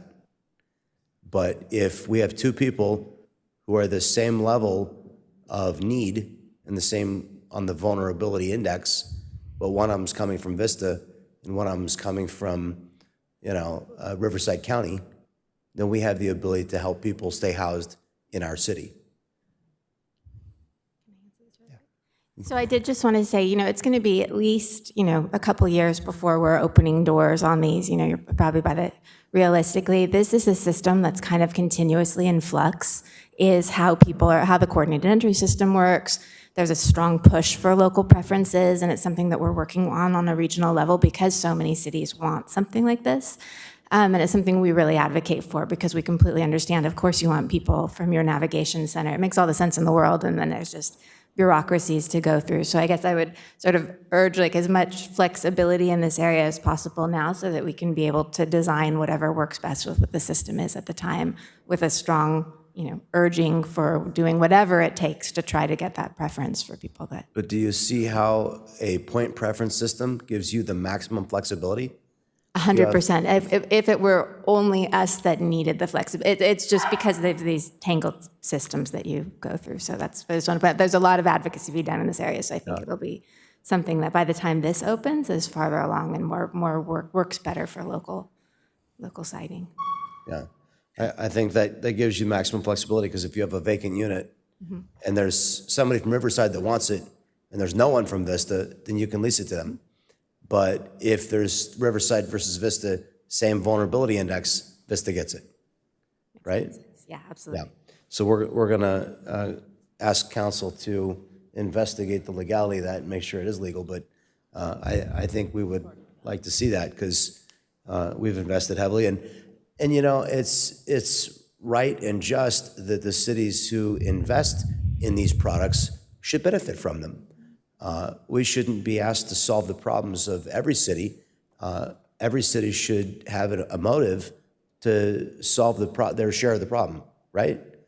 And if you penalize cities that do more to solve the problem, then you're really saying, you know what, when you get to a certain point, you've done enough, don't do any more, which is not really good for your business, right? So what we want to do is encourage all those cities that are not doing this to do their fair share. And this way we solve the problem at a city-by-city level in a distributed model rather than saying Vista or Chula Vista or, whatever city is going to become the hub, that's one of the principles that we hear discussed is, everybody wants to be able to stay in the neighborhood or the city that they grew up in. So that's all about making those opportunities available. Councilmember Contreras. Yes, thank you to the public for your comments. Thank you, Wakeland and Tideline for this beautiful partnership. The 96% retention rate is incredible, and I just want to provide some information to my council and the public. Actually, in 2022, I was able to visit 2 of the sites in Wakeland's presentation, Talmadge and Trinity. And I can't remember which one. I want to say it was the Talmadge one that has a beautiful atrium courtyard that has I was like, oh my gosh, you have sycamore trees in here. But I was really, really just floored by not only the design on the exterior and interior, but also I got to run into a few folks that live there. And the amount of social cohesion and pride that I saw is priceless.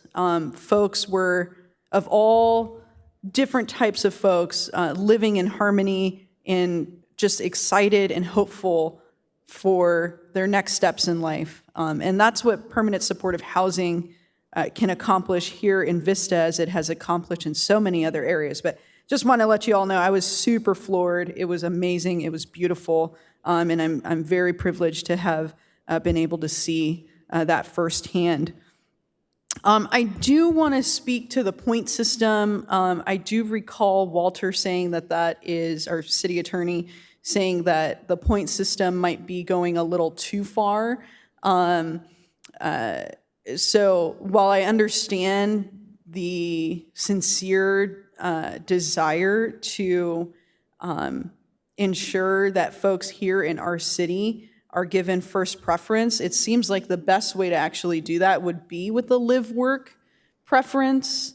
What kind of history do we have in the city of Vista where we have successfully implemented and seen success with the live-work preference? Have we? I feel like we've added that to some of the projects. We have the ability for residents to get a license to do business out of their home, but we would consider live work to be like commercial uses that you'd regularly see in a storefront in a residential project. So live work is typically a commercial/residential unit where they have a business, entry in the front, but the units above or behind. That's typical.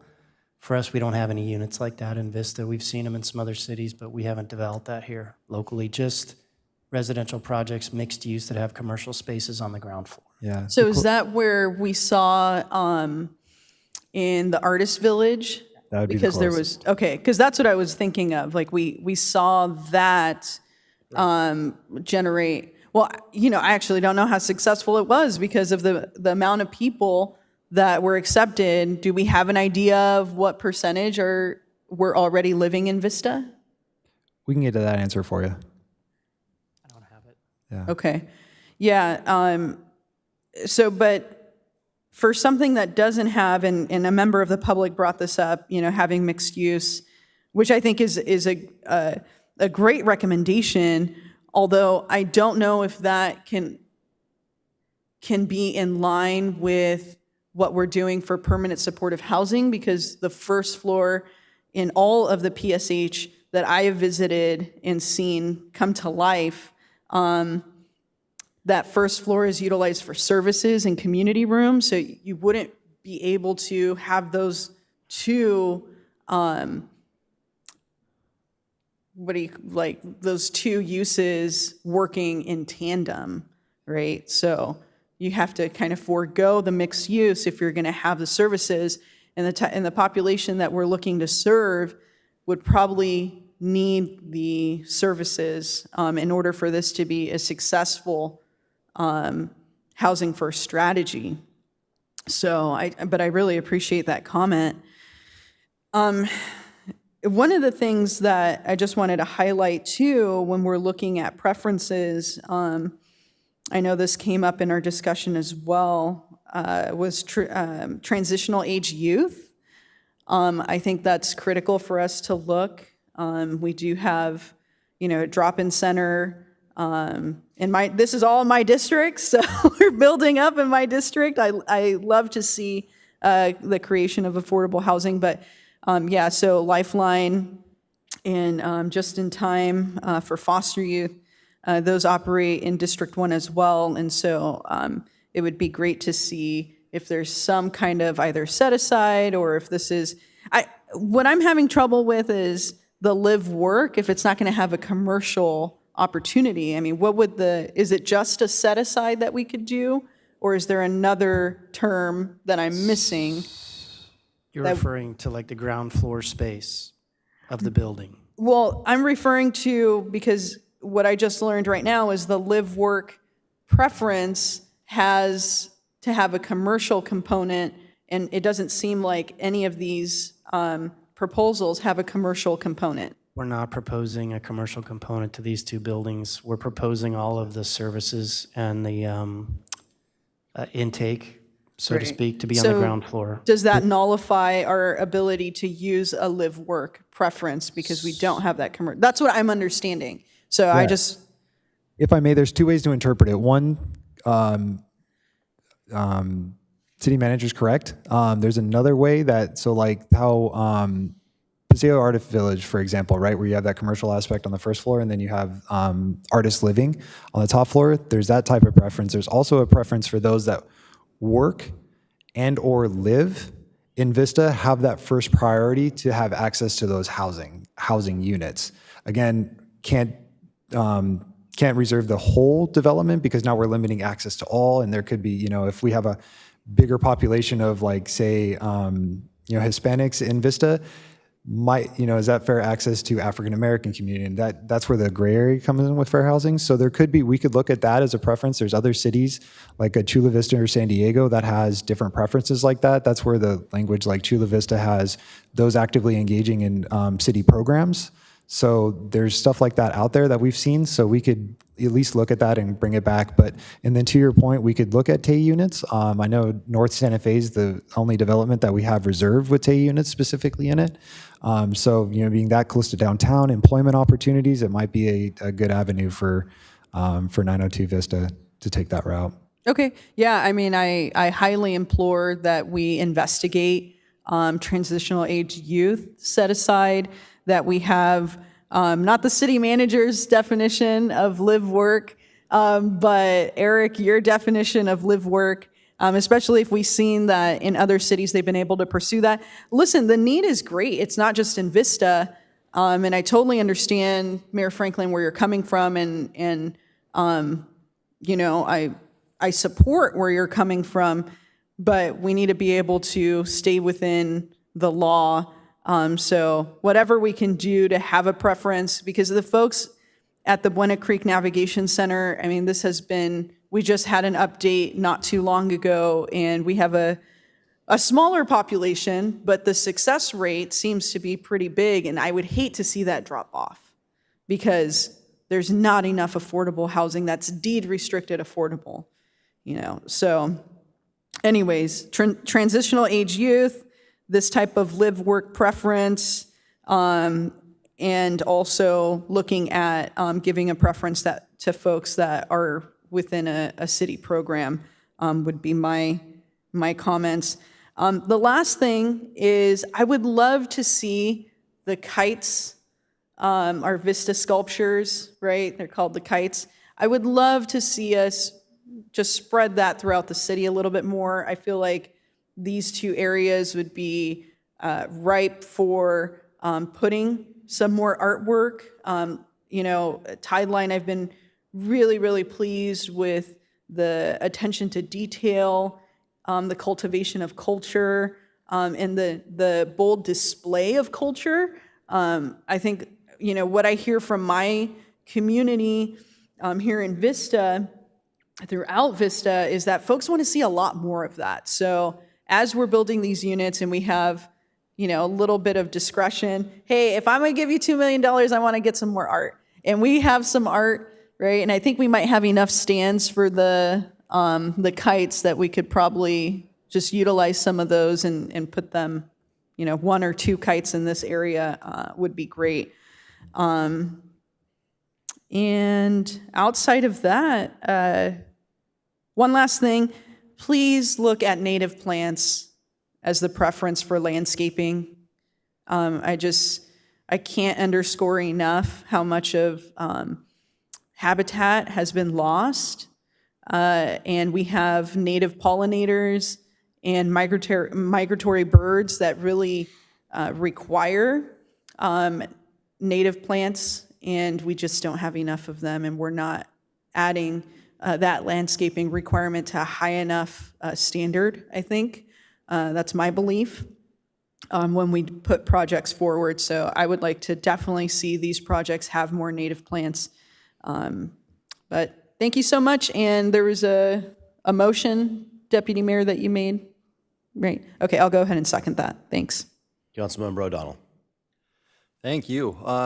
Great information. This is actually, I'm very excited about this. I want to just thank you for the presentation.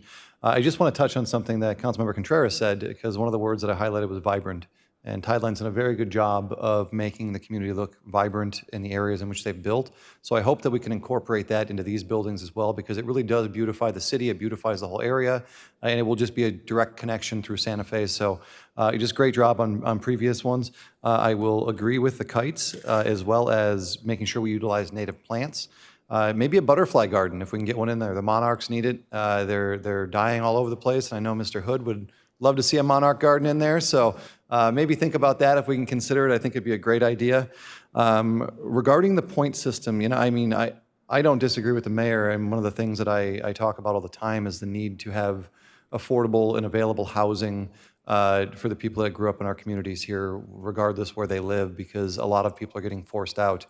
This gentleman had mentioned that it's about a little over $4,000. I can tell you I'm looking for a new home because we want to grow our family right now, and it's about over $4,500 for a mortgage right now, and that's if you can get a good interest rate. So the need for this is extremely high, and I have a large number of seniors in my community, so to potentially be able to service a senior population is a huge thing. But when it comes to the preference, I just want to make sure that we find the best measurable standard. So whether it's a point system, whether it's a navigation center, whether it's a live work, just to ensure that the people that need it the most that are here in Vista have access to it, that is my #1 priority. So if we can just make sure that whatever it is that we need to do to make that happen, that's what I hope we can work towards. So, but great job on the presentation, great job bringing this forward, and I look forward to any other comments from the council.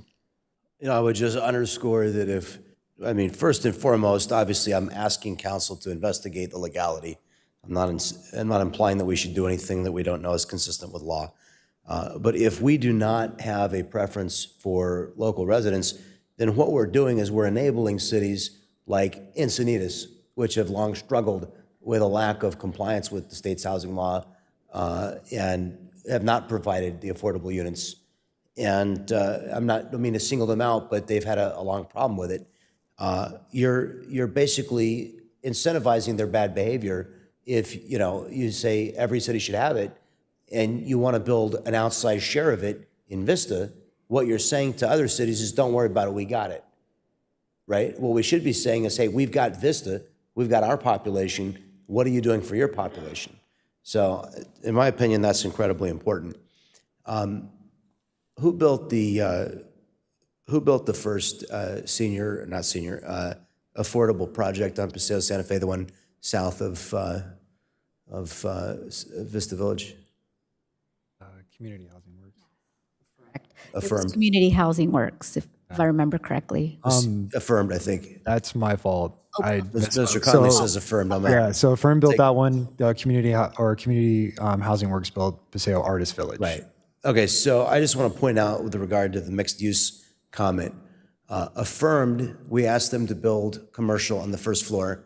And if you ask the developer to build commercial on the first floor, they will happily oblige with a cold shell that will never be occupied ever. As the Affirmed cold shell is now how many years vacant? since it was built? We have a bank in there. There's a bank in there? Oh. And is the whole space is occupied? How many years did it take to get somebody to move in there? A few. Took a few. Now, who's in the space at the CHW property, the Artist Lofts? That big- Virgin Brewery. Oh, we've got a brewery that's going in there? No. Good. Okay, good. All right. That's Parking good. has been the primary issue. Yeah, parking is a challenge. I'm just saying, it took a long time to get people to go in there. I personally pitched it to a number of different residents. I'm glad to hear that we've got somebody in there. Bergen is on the end. What's that's the commercial space? I thought that was the space. Space in the middle is the artist's area. When it was, before it was occupied, I thought we were gonna have commercial in there too. Good. Well, I'm glad it's occupied and working, because I just felt a lot of developers have designed the stuff to fail. And they're like, yeah, we'll build it, whatever you want, as long as we get to build our stuff on top. So, you know, I asked CHW not to do that to us, like a firm did, leave us with something that wouldn't work. But yeah, the parking is a huge problem. I mean, you can't run a business if people can't get out of their car to come in and shop. And as much as we wish everybody was on foot who's a consumer, a lot of people are looking for a place to be able to leave their automobile so that they can patronize a business. So I do think that's very important. Councilmember Contreras.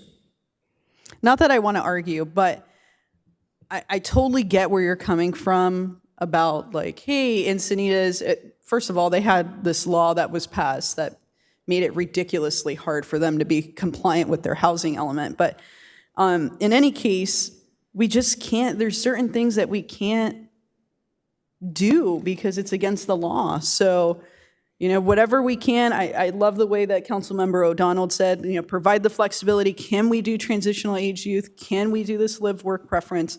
Up to the maximum allowable, like, we should be investigating that. But we also want to provide that flexibility because we want to make sure that people can get to these units. Now, there's a whole other point of contention when it comes to parking, and this is, you know, a debate that I think you and I have had for a long time. But it is fundamentally untrue that businesses suffer when there's less parking. And we see that with a multitude of different things, from festivals to actual spaces that are designed around pedestrian safety, cyclist safety, that do become, you know, vibrant oasis in an auto-centric land, especially with having our transit center so close. What I would love to see is for us to really spend time to design and implement connectivity and multimodal infrastructure, in which we have done a little bit of that with our commitment to protected bike lanes that are going to hopefully be coming online at the end of this year. But I can't let that stand as a truth when we have data that shows otherwise. And I think these two PSH projects, what is the minimum or the minimum amount of parking, Mr. Conley, that has to be provided? 0. On both sides, correct? Well, for the one on 902, for the one at 211 Palm, are we at 0 too, or are they? They're at 0.5. Yeah, 0.5 for 211 Palm, 0 for that. Just as a point of comparison, we've surveyed other permanent supportive housing projects. They've been anywhere from 0 to a quarter space. So, But the 0.5 is going above and beyond because they could, by law, they could have 0 on this site and 0 on that site. depending on which laws they're leveraging, potentially yes. And being that close to transit, potentially yes. Right. So I'm happy that we do have some parking. You know, we did discuss, you know, is there the potential to have some kind of retail parking for folks that want to cross over to the downtown? I don't really know what the legality is there. Are we able to have some set aside for retail? We could. It would just take away from the ability to build more affordable units on the site. Well, not to expand the number of parking, but to utilize some of the other parking spaces for retail. Just as a question. Okay. I'm not saying that I'm in favor of that, but I'm just curious. We can look at it. We weren't intending to park above what we just need for the project. Yeah, I'm not asking to add more parking, but I do want to see if there's also flexibility with the parking makeup on the site that is going to have parking. In terms of like multiple users using the same space, you mean? Right. Yeah. Right, and maybe, maybe the retail component is paid parking. And maybe that generates some money to facilitate more services on site. I don't know, but I would just like to investigate that. Yeah, so clarity would be like similar to the Ryland is what you're envisioning, to where some of the most of the parking's for the residents and some are open to the general public downtown? Yeah, correct. Type thing. Just as an investigation, I don't know if that's something that I'm like, yes, we need to do that, but I'm just curious. Because I definitely, if I were using a car instead of the usual public transit and biking and walking that I do, and I couldn't find any parking, like maybe, a stroll across the street isn't too bad. But usually I don't have a problem finding parking. But, all right, thank you. So because you had commented on it twice, I just wanted to make sure that you understood that I'm asking council to investigate what is legal, because you've twice come back and said you're not sure that that's legal. And that's the point, is I'm trying to ask council to investigate what is legal, not to direct staff to do things that are illegal. Did you understand that? Did you understand that, Mr. Conley? Okay, you got it now, right? Just want to make sure. Yeah, the parking thing is a concern, because one of the other questions that we had asked when we reviewed this before is, we know that, for instance, Ms. Louie, you probably know on some of your properties, if not most of them, how many automobiles are owned by the occupants thereof. Do you not? Right, you've surveyed that. Do you happen to know off the top of your head what would be typical for a project like this in terms of the number of units owned, automobiles owned per unit? Yeah, I'd say they're parked pretty correctly. I think the permanent supportive housing one, basically it's not going to have any parking. It's going to have a few spaces for our staff so that they have designated spots. And that's fine with the people moving in. They tend to use transit a lot. We help them if we can, at least trainings on transit. We try to partner with the transit agencies to see if we can get them passes. And so I think, and we just really make it clear when people move in, there will not be parking here, and that helps sort out who wants to live there as well. And then for the seniors, I think about half a space, and we can get away with a little bit less as well, especially because it is an amenitized spot. But thinking about my Talmadge project that you all visited, I think that has about 30 spaces for 60 units, and there's usually 4 or 5 empty. Mm-hmm. Good. And less transit friendly than this spot. Thank you. Councilmember Contreras, round 4. Yeah. Actually, I will say that it was because I got there via transit to the Talmadge, and it took a little bit. But I just want to say, I 100% understand what you're saying, Mayor Franklin, but also I don't think you hear yourself when you're making these comments, because you are implying that you want 100% of these units to be preference to Vista, and all I'm saying is that we know we legally can't meet that threshold. But let's see what we can do. So hopefully you got that. So closing round 4 and anticipating round 5, I am asking what is lawful. I am only asking to investigate what is within the bounds of the law. And to put it on record, yes, I would like 100% of the affordable housing that is built here, that we have contributed millions of dollars of land, and we're being asked to put another $2.5 million towards. Absolutely, I want 100% of it to go to people who live in Vista. And I don't think that's wrong, and I don't think the people who elected me would disagree with that. If it is within the bounds of the law, can I stress that? Should I say it 11 times or 12? If it is lawful, if it is legal, if it is not illegal, are we all getting this? If it is not something that would be a violation of the law, if it would not break the law, hold it, how many more times? If it is lawful, legal, not illegal, that's what I'm asking that we do. I mean, is there a better way to say that? No? Yeah, I'm just asking to investigate what is within the bounds of the law. So the repeated implication that I'm suggesting that we do something that's not lawful is rubbing me kind of wrong, because that's not what I'm suggesting. What I am suggesting is, you're really debating the underlying policy, which is, should we reserve? And what I'm hearing you advocate, what I'm now understanding that you're saying is you don't want to reserve the housing for people in Vista, which is why you're taking repeated umbrage and you've gone 4 rounds with me. Let's do it. Let's go all night long. We're here till midnight, everyone. Deputy Mayor. Thank you. We will certainly do what is lawful. And hope. I have an anecdote from this weekend that I think is a really good illustration as to why it is important to offer options for our local community for affordable housing. Because we want to give people opportunities to stay in their community.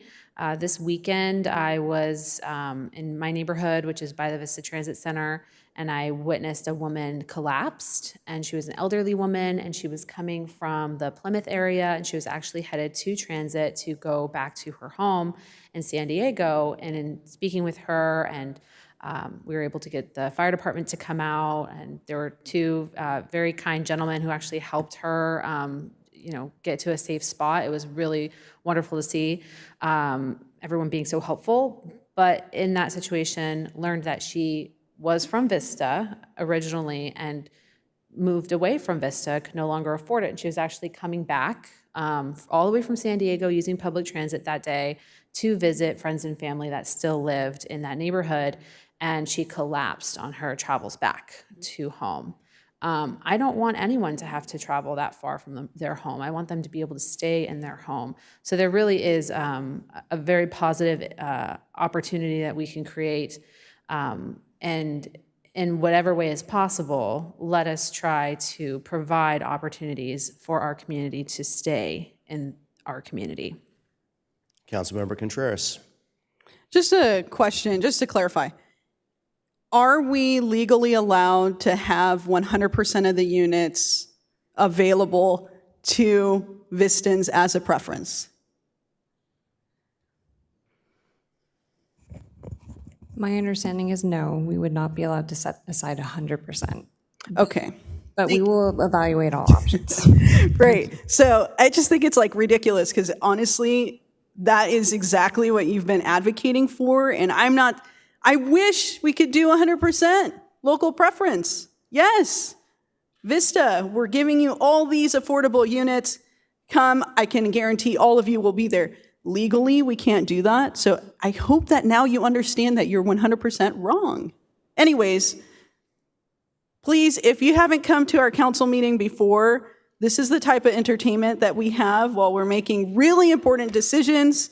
Maybe we can have popcorn outside, but please don't let this be the last time that you join us.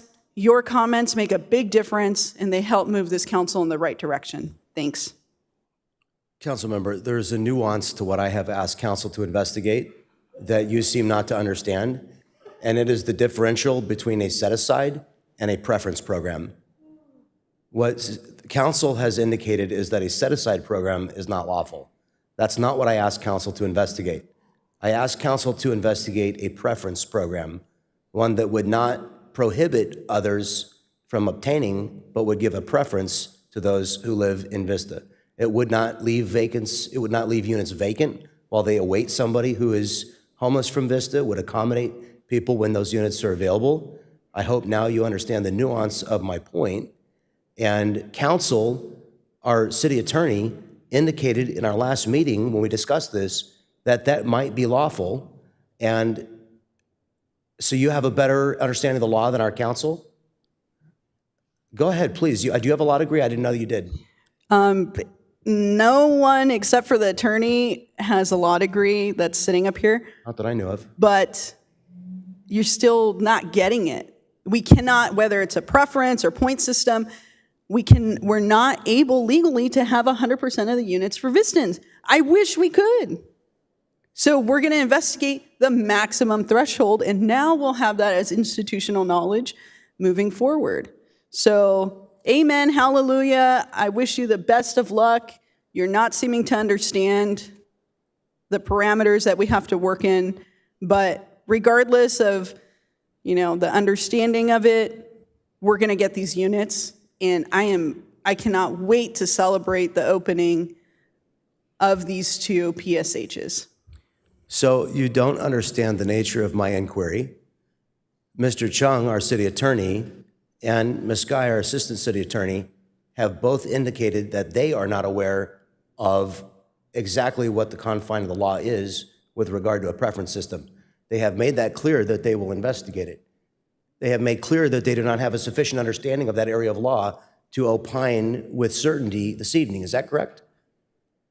Yes.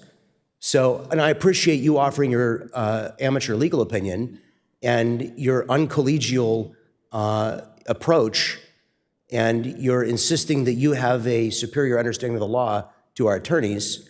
But when a member of this council asks a question, I don't think that you need to chide them and insist that they don't understand when two different lawyers that work for this city who are professional career attorneys have said that they don't have enough information, and I have simply asked that they acquire the sufficient amount of information to give a certain opinion on the subject. So I appreciate your opinion. I do wish that you would choose to be collegial and professional in the way that you would deliver your opinions.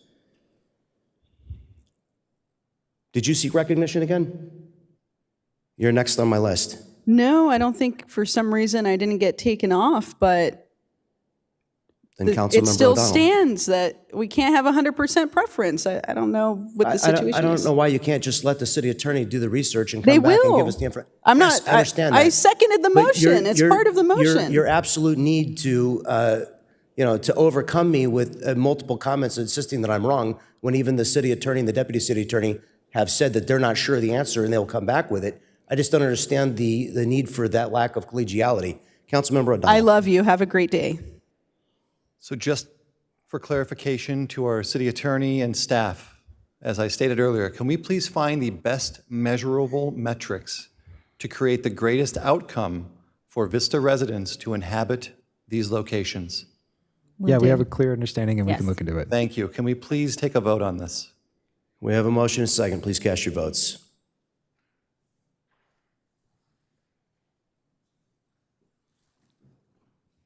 That item passes unanimously with Councilmember Green absent.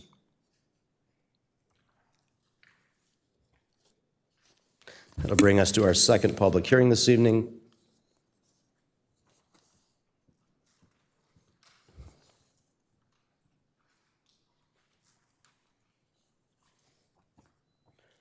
Regarding middle-income housing, the public hearing is now open. If any members of the public wish to speak on this item, they may indicate so by using the raise their hand feature, by pressing *9, or by submitting a request to speak card. Speakers will be called upon after the presentation. Assistant City Manager Imelda Huerta will introduce the item. Thank you, Mayor. Good evening again, Mayor, Deputy Mayor, members of the City Council. Tonight, staff will be presenting the Middle Income Housing Policy as Public Hearing 2. As a background, back in September 2022, City Council discussed the middle income policy and provided direction to staff to research this further and bring back more information. In March of last year, staff brought back the item and discussed middle income housing. The City Council directed staff to develop guidelines for a middle income housing program based on the council's discussion. Staff researched and reviewed several policies from jurisdictions participating in a middle income housing program and developed guidelines specific to Vista. And now I'd like to introduce Eric Bungie, Housing Manager, to provide information on the draft policy and guidelines. All right, thank you. Good evening again. First, let's start with what is middle income housing. It is a housing model that serves households at 80 to 100%, 120% AMI. These households earn close to the area median income for the region. Typically, there are very few housing programs that target this range, and most housing programs assist households at 0 to 60% AMI. And for reference, the area median income for a family of 4, so that's 100% AMI, is almost $120,000 for the new figures that came out for 2024. The purpose of middle income housing is for developers to acquire existing market rate apartment projects and then subsequently restrict those units to households earning 120% of AMI or less. Typically, rents are capped at 35% of the household's income plus utilities. These are financed with tax-exempt bonds, so the city does not contribute any funding towards this type of housing model. The bonds are used to purchase and rehab existing buildings, and typically new construction does not happen. This is another tool that we can add to our tool belt, and in a sense is a form of rent control. These projects are typically restricted for 30 to 35 years, running with the life of the loan or the bond. Whoops. The first JPA in California was acquired to acquire housing to make it affordable to middle-income households was formed in Santa Rosa in 2019. Then, since then, over 40 JPAs acquiring deals across the state have been totaling over 14,000 units. Here are a couple examples of some local ones. These three happen to be in Escondido, of properties that were transformed into middle-income housing. You have Latitude 33, Rohan, Alcove, and they have a total of 5 that they converted altogether, just as a visual. As Imelda stated, there's been 2 council meetings that have covered this topic, and the most recent one being in March of 2023. City Council instructed staff to draft a policy that included key concepts like longer term limits, 55 plus years for deed restriction, capping rents at 30%, including utilities versus the typical 35 plus utilities to mirror affordable housing developments, monitor properties so that they're upkept and the capital reserves are their capital reserve funds are appropriate levels. What we need to do to meet AB 787 thresholds and to help our RENA requirements, and host fees for lost property taxes and other cost recovery mechanisms. This type of housing needs to be a mechanism to producing long-term affordable housing. Something to note, council did not originally approve this idea because the city would lose out on the potential property tax revenue. This policy allows us to recoup funds through what we call a host fee mechanism. Something to consider, we can use this host fee to either make the city whole back to the general fund, or we can use this as a set-aside recount for potential future repairs if we need to make them on these buildings once they come to us. California Assembly Bill A787 went into effect in January 23, which allows up to 25% of these units to be counted towards the jurisdiction's middle income RENA allocations, but it also has to meet requirements listed on the screen here. These points are, as well as the key concepts for council, they're all incorporated into the policy. Something important to note, this policy is used as a tool to evaluate these projects. Once these projects are fully vetted, it will come back, this and the JPA agreement will come back to council for final approval. So with this being said, staff recommends that City Council adopts a resolution that approves the middle income policy, thus establishing guidelines for the middle income housing program and the criteria to evaluate project proposals as they come as needed.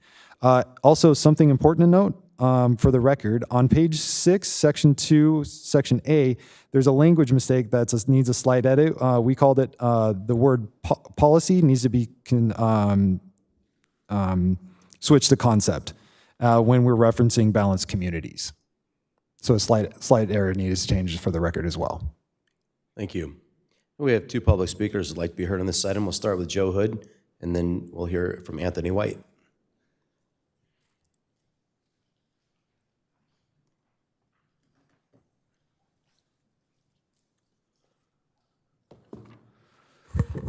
While I'm no expert on these financing mechanisms, I certainly think this is a wonderful idea. Several dozen California cities have approved the bond financing proposed. Per the documentation, a few have rejected it. I ask you to review the reasons for rejection, but look for reasons to approve the program going forward. We need this housing. It's a wonderful thing.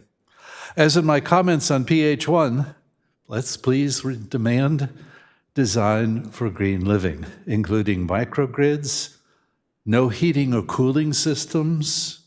Cost savings in that area alone will likely offset the cost of additional insulation. If needed, engage Amory Lovins or his students to learn how to implement any desired efficiency measures. We know how to do this. Use California's Build It Green again or similar REACH codes. Landscape a garden setting that is meant to be used.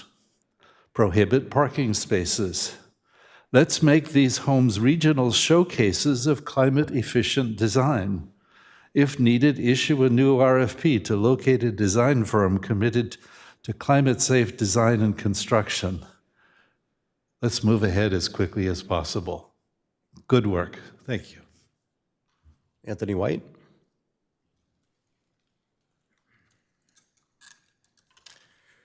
Good evening, Mr. Mayor, council members. My name is Anthony White, and I'm here to express my strong support for the middle-income housing policy. This policy is crucial for addressing the needs of middle-income families in our community who are increasingly finding themselves priced out of the housing market. According to the 2022 census, more than 10% or over 10,000 residents of Vista fall within the category this policy would affect. As housing prices continue to rise, livable wages have not kept pace, putting significant strain on many hardworking families who earn too much to qualify for traditional affordable housing programs but still struggle to find market rate.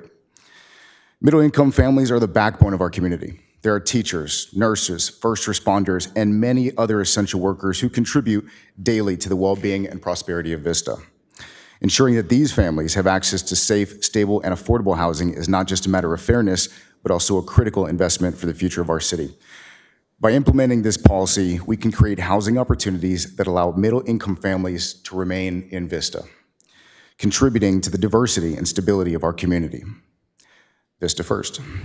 This policy will help ensure that these families are not forced to move away due to unaffordable housing costs, which would disrupt their lives and weaken our community. I believe that with careful planning and execution, the city can successfully implement this policy and support our middle-income families. This initiative represents a significant step towards making Vista a more inclusive and supportive place for all of its residents. I urge you to approve the middle-income housing policy and take a meaningful step towards addressing the housing needs of our middle-income families. This policy will help ensure that Vista remains a vibrant, inclusive, and thriving community for everyone. And I hope there will be plans to extend this beyond rental options into market-rate home buying programs as well. Thank you for your consideration. Thank you. Councilmember Contreras. Awesome. Thank you for the presentation. Question, how many units do we expect to come online using this policy in the next 5 years? It just depends. So it depends on interest rates. That's the big caveat. So typically these are bigger deals, like $30, $40 million type deals. So you're looking at probably a minimum of 65 units. So, you know, that I don't have that number off the top of my head of how many apartment buildings actually fit that classification here in Vista. But interest rates typically need to be below 5% in order for them to make them pencil out feasibly, because basically the rents are recaptured to repay these bonds and to make us for our cost recovery mechanisms as well. So the financing of it, that's the caveat. So I wish I had a crystal ball and said they were going to be lower, but at this point we don't know. Okay. And I think you brought something up that I would like some more follow-up, is just to see what even in Vista would fit this. So that way we have an idea of the number. And I will say our most esteemed mayor, John Franklin, is the one who brought this forward. And this is an area of common ground that we have, and I totally support it. And I'll go ahead and make the motion to move this item on staff's recommendation. But I would really like to see what the maximum is that we could potentially convert using this type of policy. We can do that research. Yeah. Deputy Mayor. Thank you. I'll go ahead and second that item. And I think it's a good idea to look at where the potential properties might be. I know as the council member who represents a lot of tenants and a lot of apartment communities in District 3, this is another example of where we can prevent displacement for those folks in a lot of our apartment homes. If this is able to be something implemented and successful, we could keep families in Vista and give people opportunities to stay. So I totally support that. Well, thank you very much for your support of this program. I did indeed bring it forward because I think it represents a missing element of the subsidized housing array of products, which is a free market and market-driven opportunity for property owners to achieve bond-funded financing where investors who want to invest in those bonds provide the financing and they're repaid their note with interest. The city then becomes ultimately the owner at the end of the long term, at which point, generally speaking, at that quantity of age, probably would make sense to issue new bonds for a complete refurbishment of the property. I will take a little bit of disagreement with, you used the words rent control. while there is a voluntary rent cap that is lower than the state's law of 10%. What's the number again? Was it 7%? It can go up to 10% in a Okay, go up 12-month to 10%. period. What, say it again, last part? It can go up to 10% within a 12-month period. Within a 12-month period.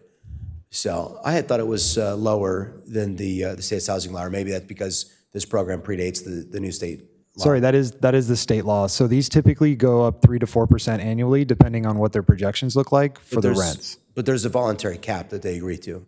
Correct. What is that number? So it's typically depending on the, there's certain amount of units set aside at certain AMI levels, so it just depends on. So we would negotiate that, is what you're saying? Correct. Good. Okay, so instead of the 10% state law, we would probably see closer. I think it was like 4%. Yeah, it's typically 3 to 4% in these models. At least that's how Escondido's run. So the individuals living in these units would have a greater expectation of certainty about the amounts of their rent increases, which would be better for their ability to stay there in the long run. Correct. So, and this requires no funding from the city of Vista.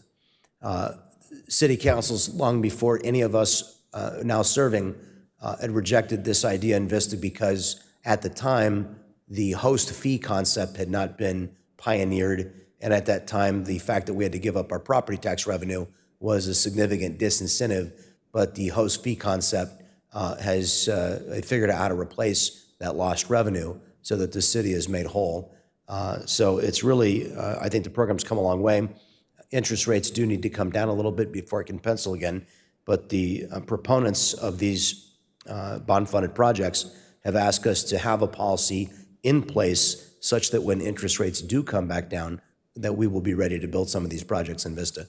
So I think for that reason, it's great, and I appreciate my colleagues' support of this great idea. Let's see, I see Deputy Mayor again. I just wanted to share my agreement with the idea that this particular instrument for financing and agreement to restrict the rental increases would not be considered rent control. That is a different type of instrument, and this might be considered rent stabilization, but I would not call it rent control. Thank you. Councilmember Contreras.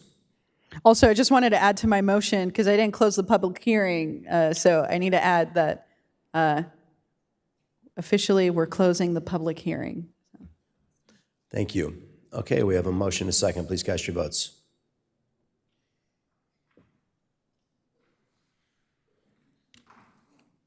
That item is approved unanimously with Councilmember Green absent. Our final public hearing tonight is the vacation of a portion of Old Taylor Street. The public hearing is now open. If there are any members of the public who wish to speak on this item, they may indicate so by using the raise their hand feature, by pressing *9, or submitting a request to speak card. Speakers will be called upon after the presentation. Our Engineering Division Manager, Matt Atterbury, will introduce the item.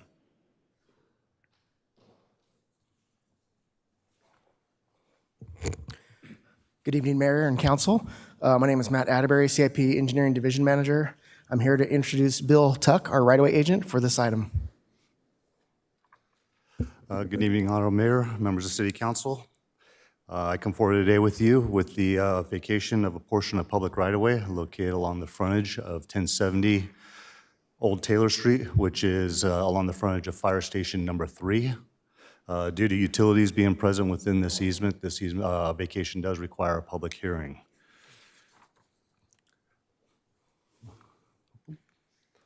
The city has requested the City Council approve a vacation of portion of excess right-of-way along the property frontage. This excess right-of-way is to be incorporated into the redevelopment of Fire Station number 3. The portion of excess right-of-way shown here consists of approximately 1,804 square feet and is located outside the 50-foot wide right-of-way as required by the circulation element. Notice of public hearing was published 2 weeks prior in the local periodical, and the notice of public hearing was consistently posted at 3 locations along the property frontage as required per the Streets and Highway Code. Per the Streets and Highway Code, the public entity may reserve and accept from the vacation easements for public utilities. SDG&E, AT&T, and Cox Communications have indicated they have utilities located within this easement, so we'll be reserving easements for SCG&E, AT&T, and Cox Communications. This concludes this presentation. Any questions or comments? Councilmember Contreras. Just one question. So I've been talking to city manager regarding the lack of pedestrian access in this area. If by vacating this right-of-way, are we still able to incorporate pedestrian access as the fire station comes online? Yes, as part of the design of the fire station, they will be doing improvements along the frontage for pedestrian access. Right. Okay, and I just want to put it on the record that before it was just going to be a red light for the fire truck and ambulance, but I did push behind the scenes and there was a friendly reception of it. So that way we can actually have pedestrians cross in that area, and the new traffic light will turn red for them to be able to have it. It's just a huge concern because there's no mid-block crossing in this entire area, all the way from Warmlands to, what's the nearest one? Just Taylor, right? Where Public Works is at. So this is going to be a really important crossing, and we are continuing to densify this area. So anyways, with that, I'll go ahead and close the public hearing and move staff's recommendation. Deputy Mayor. Second that. We have a motion and a second. Please cast your votes.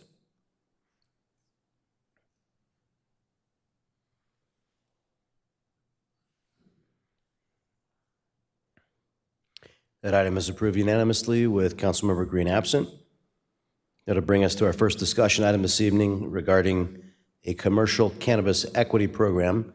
If any members of the public wish to speak on this item, they may indicate so by using the raise their hand feature, pressing *9, or submitting a request to speak card. Speakers will be called upon after the presentation. Our city clerk, Kathy Valdez, will introduce this item. Thank you, Mayor. I'm going to pull up the PowerPoint here. Sorry, trying to do a couple of things at once. On February 27th, the City Council accepted the Cannabis Equity Assessment compiled by SCI Consulting Group and provided direction on the creation of a Cannabis Equity Program. Based on that direction and input from staff, SCI drafted a Cannabis Equity Program manual. SCI's David Kaufman is on Zoom for us today. He'll be providing the presentation on the proposed program. Following the presentation, David, Kyle Tankard, and I will be available to answer questions. So we'll go ahead and promote David and have him start when he's ready.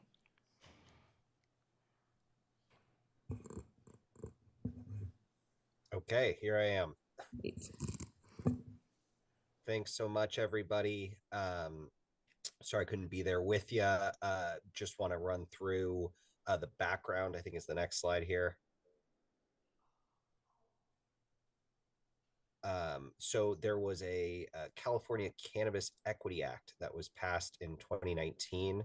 And it was an agreement between the Department of Cannabis Control, it was then called the Bureau, and GoBiz, that works on a variety of small business related grants, and it created a cannabis equity grants program for local jurisdictions.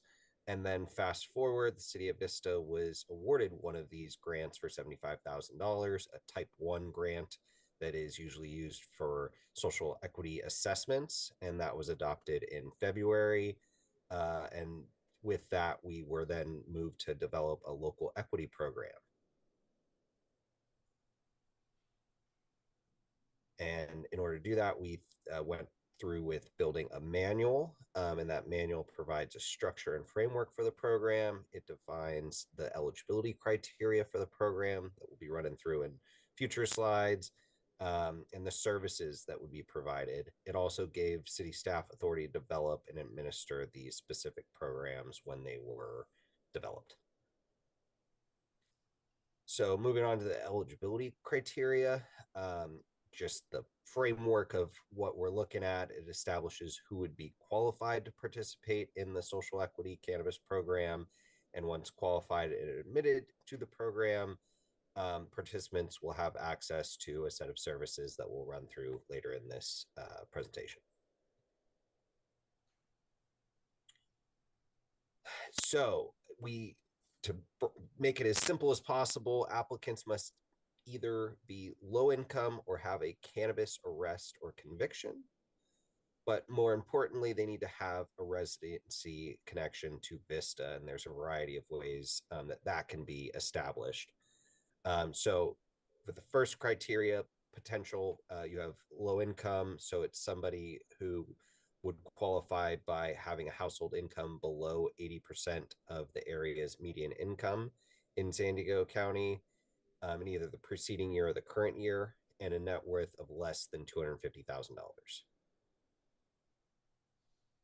And so if you do not qualify for the first one, you would potentially qualify under having a conviction or an arrest for cannabis related endeavors. An applicant may qualify if they or an immediate family member had a cannabis arrest or conviction or adjudication to be award of the juvenile court because of a cannabis conviction for any crime under the laws of the state of California related to sale, possession, use, manufacturing, or cultivation of cannabis between 71 and 2016.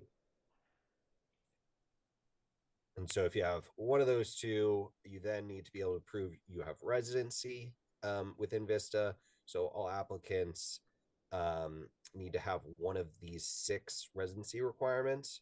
So they could be a current or former resident of Vista for at least 5 cumulative years, have owned or previously owned a business within Vista for at least 5 cumulative years. Similarly, they could have worked or previously worked within the city of Vista for at least 5 cumulative years. Trying to be more inclusive, looking at folks who might have lost housing. So potentially you had an eviction or a foreclosure or a subsidy cancellation anytime after 1994. That could also be considered a residency eligibility criteria. And also looking at folks who attend school or maybe don't have as good of documents to prove their residency in the past, but they do have a transcript, right? So if you attended Vista Unified School District school or a school that happens to be in the city of Vista for at least 5 cumulative years between 71 and 2016, you would also be eligible. And lastly, if you were part of the foster care system in San Diego County between 71 and 2016, that is also a residency criteria. And let's say you've met either the income or the arrest criteria, and you have a residency, one of those 6 residency criterias. You then also need to make sure that you are a majority owner of the said potential cannabis equity business. And so you need a minimum of 51% ownership. There's been some conversations or questions were posed to us around folks potentially having multiple equity applicants or multiple owners who may or may not qualify, right? And so need to be very clear that those owners would cumulatively or in aggregate need to have an ownership of 51% for a minimum of 3 years. And that's for either of these 2 criteria to make sure that we're not having folks just come in and then sell it off 20 minutes later.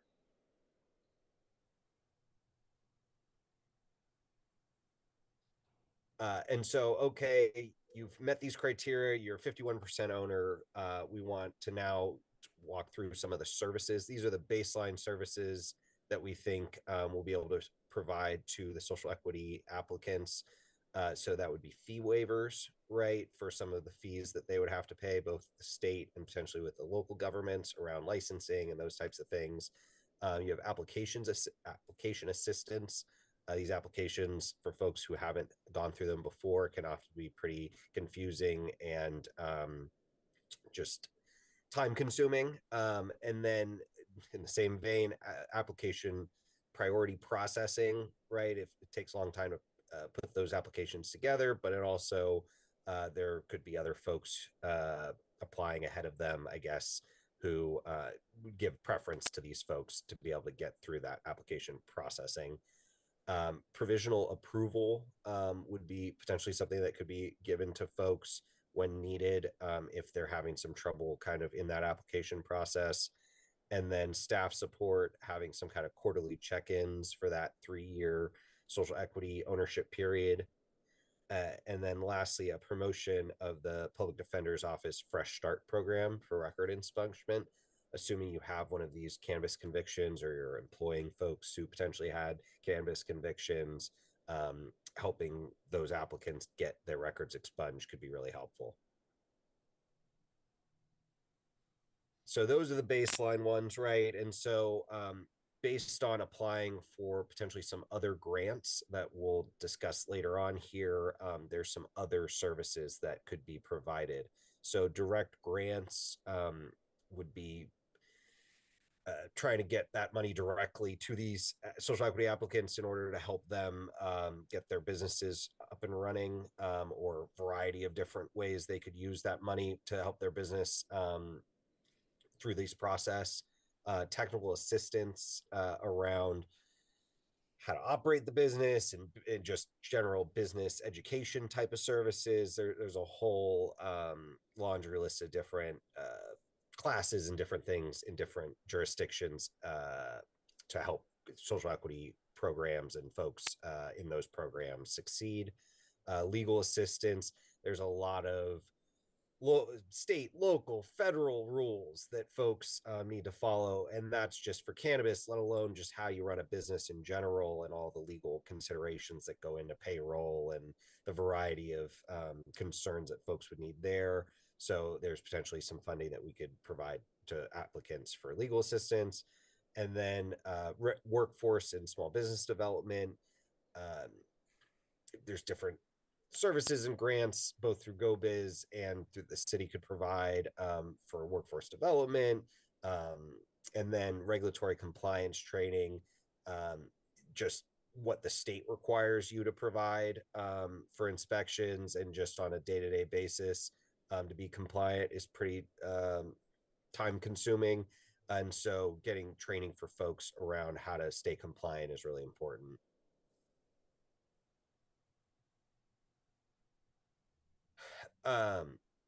So looking after those are the services, right? Now we're talking about how do we provide more licenses to these folks that would be part of this program. And there was a recommendation to have a minimum of 25% of new or expanded cannabis business licenses or business types issued by the city shall be issued to social equity applicants. Cultivation has been potentially something folks have brought up. But just in general, having that intention of that 25% of licenses. And then getting to the program funding, I had mentioned before, GoBiz. So that was type 1 grant. That was that 75K that Vista's already been awarded. There's a type 2 that would be a deadline of mid-December, and it opens up in October, and that type 2 grant would be up to $3 million. It's 1-to-1 matching after a 500K, so there's 500,000 in grants for cannabis specific social equity grants, right? And there's some restrictions. There's a 10% of the grant can be used for technical assistance, and then a further 10%, so 20% aggregate, can be used for administration. So 80% of the grants need to be pretty direct to these businesses. And there's 500,000 that's kind of unrestricted.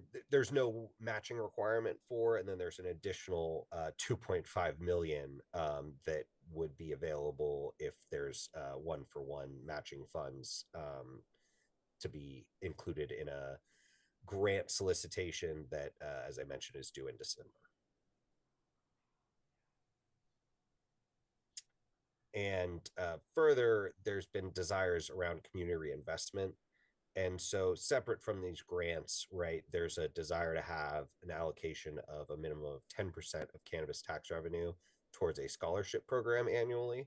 And this scholarship program would potentially provide opportunities for youth and young adults to participate in a variety of programs and activities they might not be able to do, including recreation, art, music, tutoring, and job training. So moving on to next steps, we would develop a equity eligibility application so that we can start kind of seeing who are the folks who are going to be applying and are they actually eligible, and kind of the scale of the amount of potential applicants, and then adopting an ordinance amendment and licensing procedure for further licenses to be issued. As I mentioned, applying for the state grant funding, and then a project implementation once these funds were secured.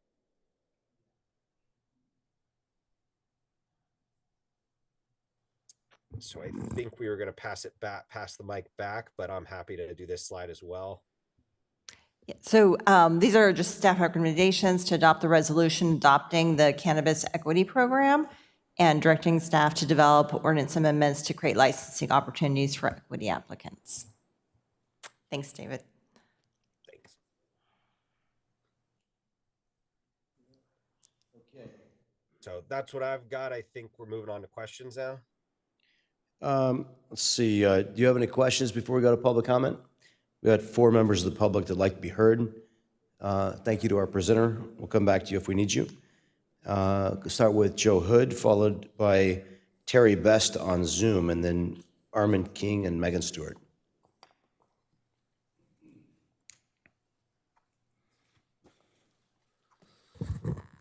It occurred to me, listening to this presentation, excellent presentation, that we ought to recognize that Wes Moore, the governor of Maryland, recently pardoned 175,000 state cannabis convictions in Maryland, and maybe setting a trend. What happens to this equity component if our governor does that? Does it make sense to add a provision now that says anybody who is pardoned still meets the equity criteria, or some such thing as that?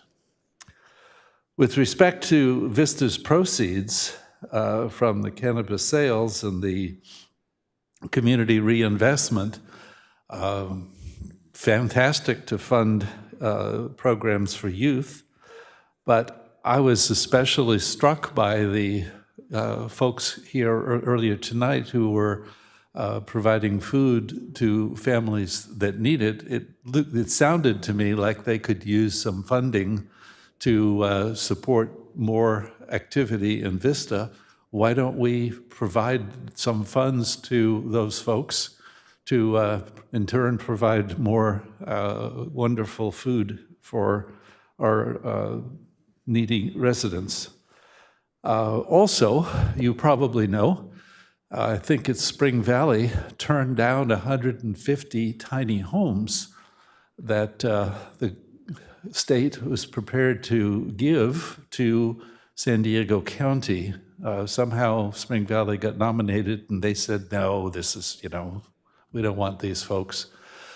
Should we consider offering to take some or all of those tiny homes and put them in, install them here in Vista, and again, address our, the needs of our unhoused? I think that would be a fantastic use of some of this money.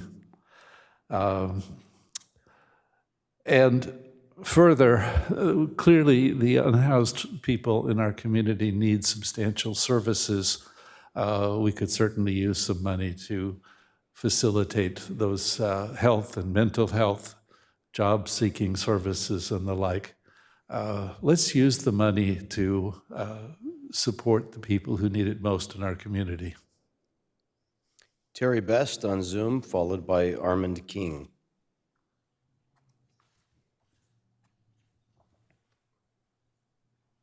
Hello, Council. I am Terry Best. I'm the Vice Chair of the San Diego Chapter of Americans for Safe Access, a cannabis patient advocacy group. Thank you very much for taking up the cannabis social equity issue. We are all very proud of Vista for your progressive stance, and I can't tell you how refreshing it is. I also want to show support for Kyle Tankard and the SCI team for their work done to make sure patients have equitable access to a natural herbal treatment. This medicine is often the difference between whether people can have a livable life, hold their children, or get a good night's sleep. According to State Assembly Member Phil Ting, a city should have one cannabis outlet per 10 to 17,000 people in order to serve the population and shut out the unlicensed cannabis market. Lastly, consumption lounges are necessary to allow people who live in multi-tenant housing to consume cannabis. It is a medicine for many Vista citizens who rent or live in care facilities. Thank you very much for your service. Armin King, followed by Megan Stewart.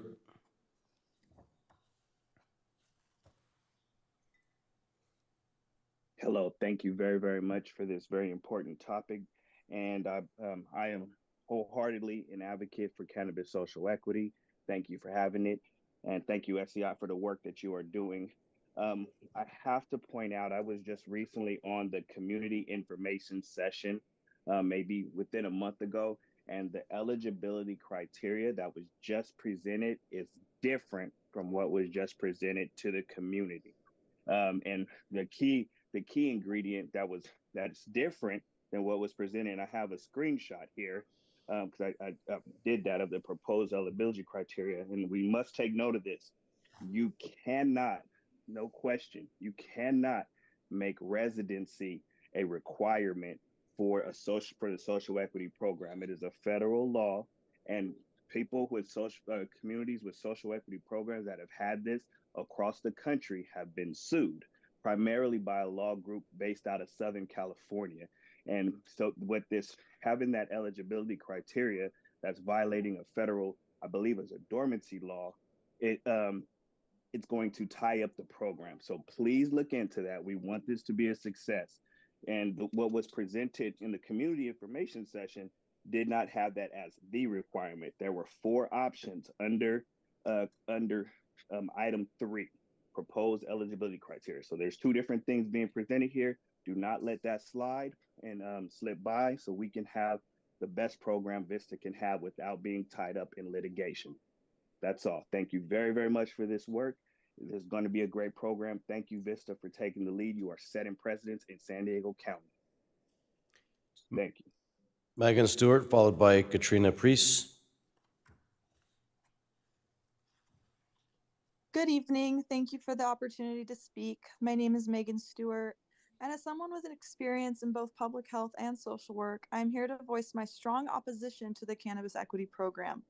I firmly believe, and the research shows, that allocating funds for this purpose will in fact harm the vulnerable populations that the program aims to assist, and with that, our community's youth.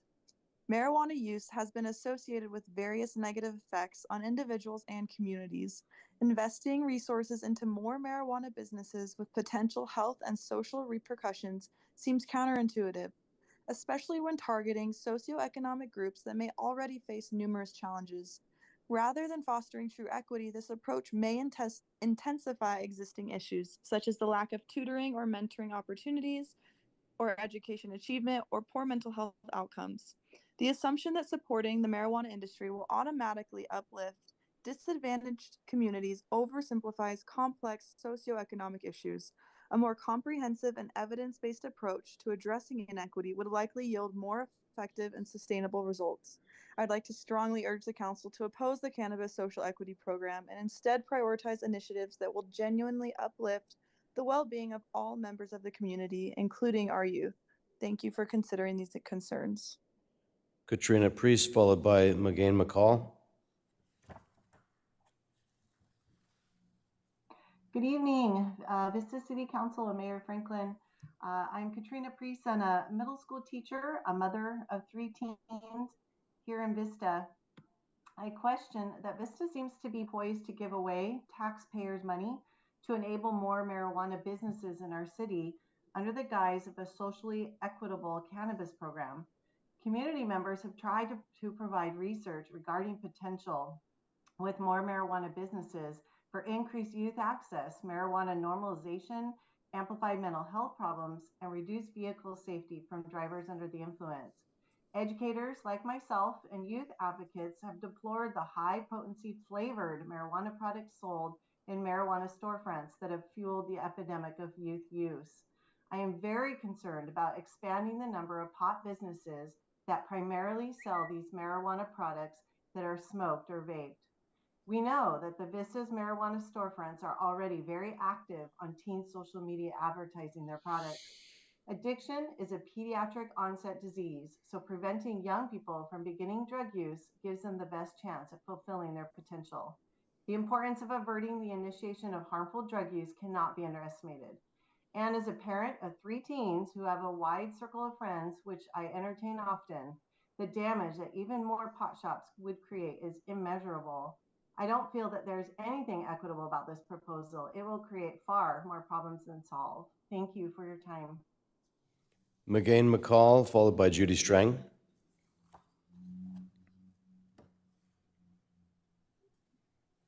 Miguel McCall, Navy War veteran. Thank you so much for proceeding with this program. I would like to point out a lot of the pushback for the program is a lot of perceptions or maybes.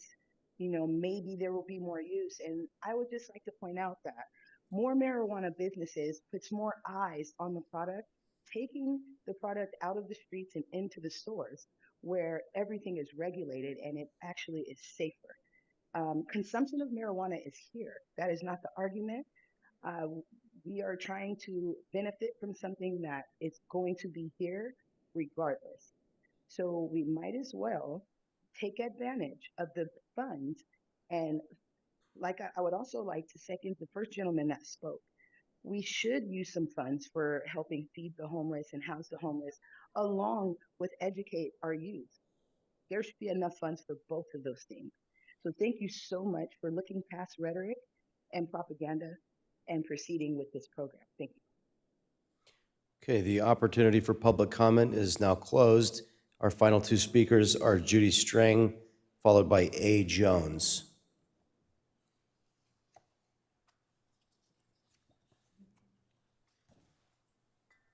Good evening, Vista City Council. I'm hoping that I can choose my words carefully because I find that this proposition is confusing. My understanding is that you're going to increase the number of marijuana businesses, and in the increasing, 25% of them will be for social equity applicants.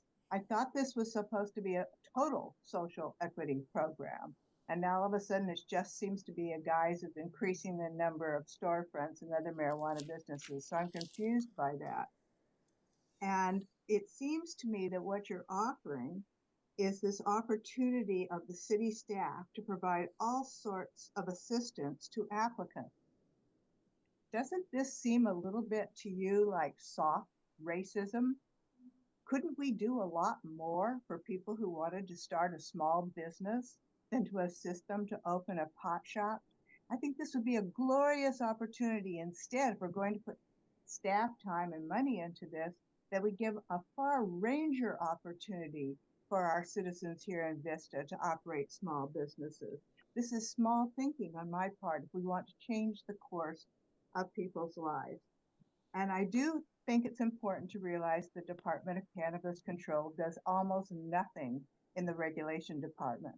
They do no oversight, they do no minor decoy, they do no enforcement. And so we are on our own here in the city, and everything falls to our code enforcement to do that sort of thing in our behalf.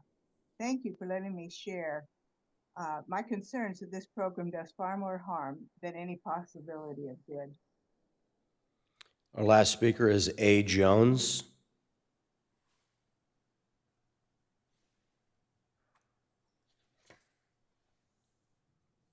Yes, how you doing, Council? Can you hear me?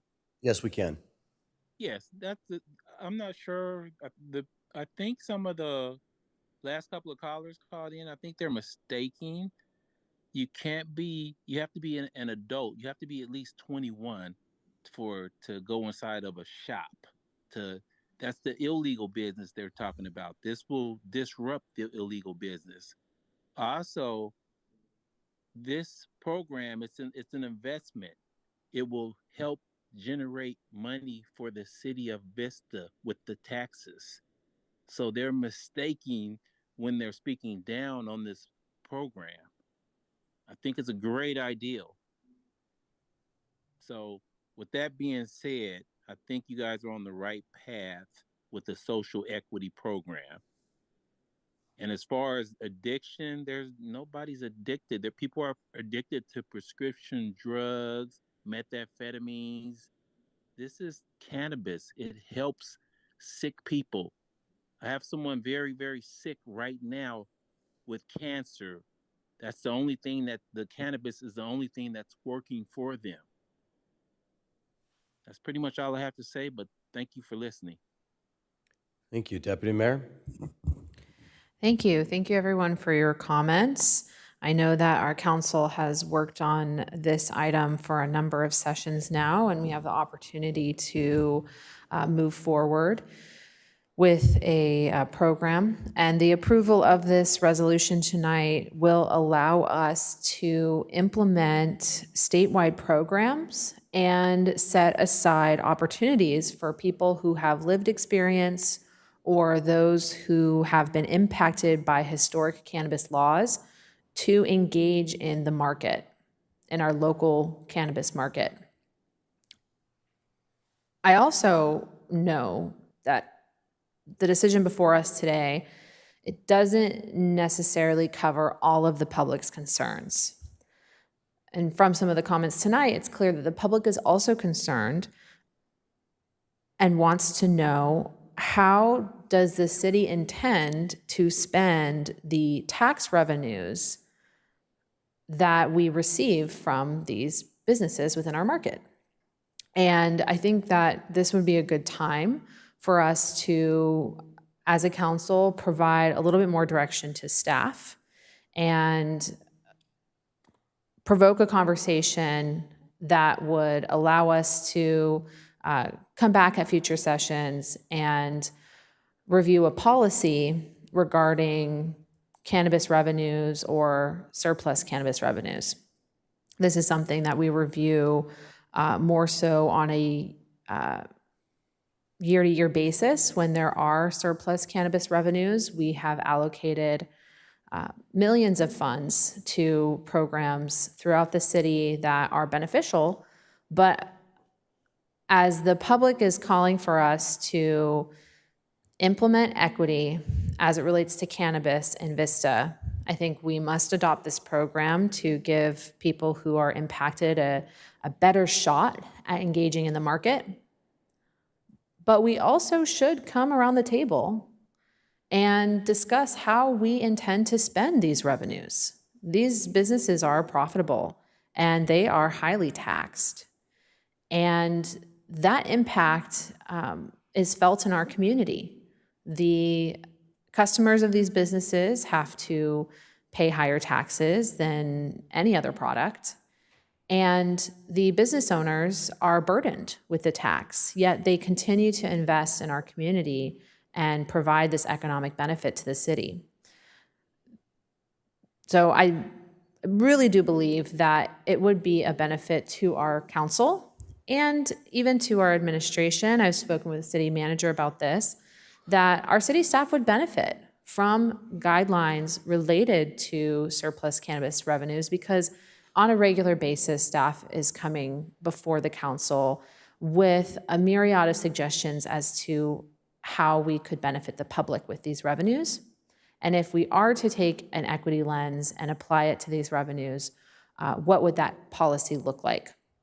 So I'll go ahead and make a motion to adopt the City Council resolution seen before us tonight. And also, I would like to hear from my council if you are interested in having a conversation about a policy related to cannabis revenues for our city to adopt in the future. And if that's something that I get support on from my colleagues tonight, then that's great. We can give staff that direction to bring something back to us. And otherwise, I would like to see it added onto a future agenda. Thank you. Councilmember Contreras. I have a few questions. So we had a public comment stating that we can't make residency a requirement for Cannabis Equity program. Can you verify whether or not we are able to? Sure. If you look at page 2 of the staff report, there's a paragraph that discusses this issue. So the speaker who spoke about the legality is correct in the sense there have been numerous lawsuits filed throughout the U.S. alleging that residency requirements for these types of programs are illegal due to the Dormant Commerce Clause. In a nutshell, we cannot regulate interstate commerce at the local or state level. That's the federal government's role. So these lawsuits have alleged that that residency requirement is making it harder for out-of-state participants compared to the in-state or local participants. But no court has ruled on this issue that is binding on the city of Vista. So these lawsuits are ongoing, and it is difficult to say what the outcome will be. So at this point in time, there is nothing preventing us from adopting the residency requirement. Additionally, from the lawsuits I reviewed, none of the courts issued an injunction. So the policies were allowed to remain in effect while the lawsuits were pending. So it would be the council's decision here as a policy call whether you want to proceed given there are those lawsuits out there. But we can't say whether that legal risk is imminent or whether it would result in an overturning of this particular policy. Okay, thank you. That's helpful. I think, until that is 100% determined by the courts, obviously, if that happens, we'll probably be back at this, conversation and amending anything so that we're compliant with the law. I have a question about why the range for a lot of this is 1971 to 2016. Can I just get some background on that? I don't know who is best. David, do you want to take that? Yeah, it, if I'm not mistaken, comes from Prop 64, and it's the time frame that the war on drugs and the war on cannabis, I think, is found to have occurred. And then 2016 is when Prop 64 passed. Okay, and did we see any arrests after 2016 though, even though we had Prop 64? I just don't want to miss. For minor possession and the types of things that you would assume would get arrested, very, very minimal. For larger things that were in violation of the current legal cannabis rules or the medical cannabis rules, there's some violations. I think it would be a determination of the council if they want to allow those folks to apply after legalization occurred.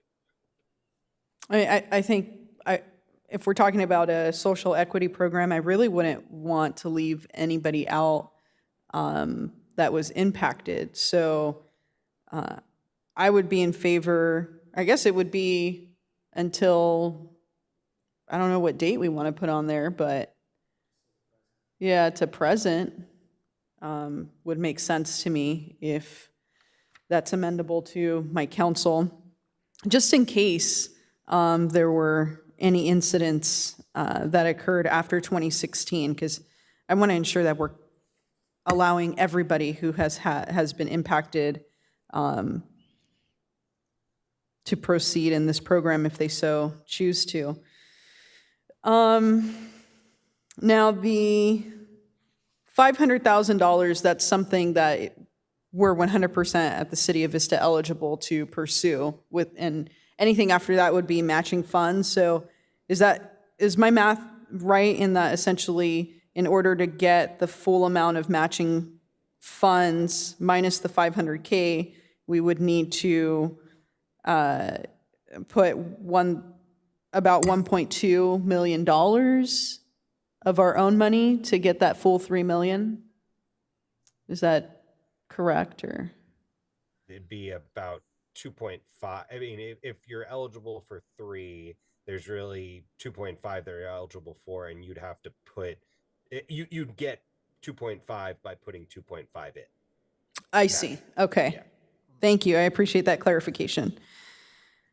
On the community reinvestment side, when it says allocate a minimum of 10% of cannabis tax revenue to the scholarship program annually, a lot of times we talk about surplus, excess cannabis revenue.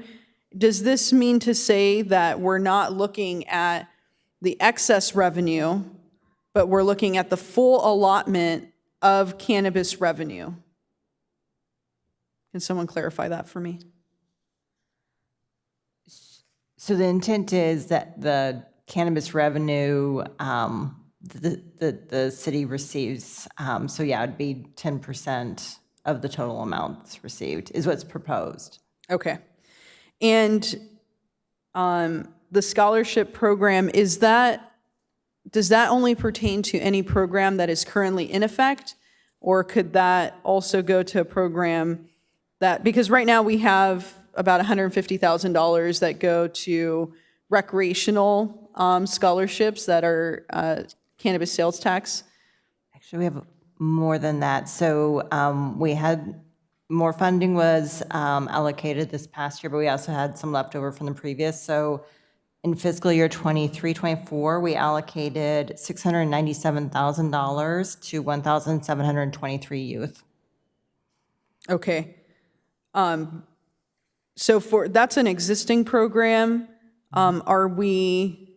Does this allow us to create an additional scholarship program that's maybe academic? The intent is to maintain this. So this program does allow for students to apply for, we do a lot of tutoring grants, some education for like the EMTs can apply for that, or some work study type programs, but we could look to expand the eligible activities to include classes as well. So I think the suggestion would be to expand the program if you wanted to, rather than to create a second program. If I could, Councilmember, we talked about bringing an item back to talk about educational scholarships. So if the council did approve a program for educational scholarships, yes, we could use this program to financially support it. Okay.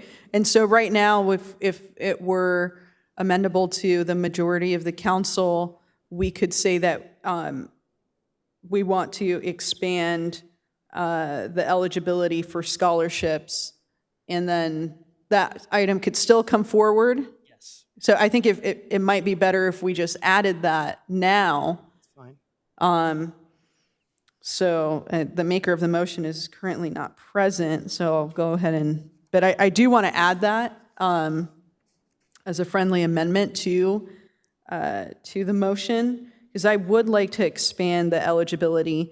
I think, it's great for folks that are going into our Explorer program, and then from there going to further their education to become EMTs and then firefighter, paramedics.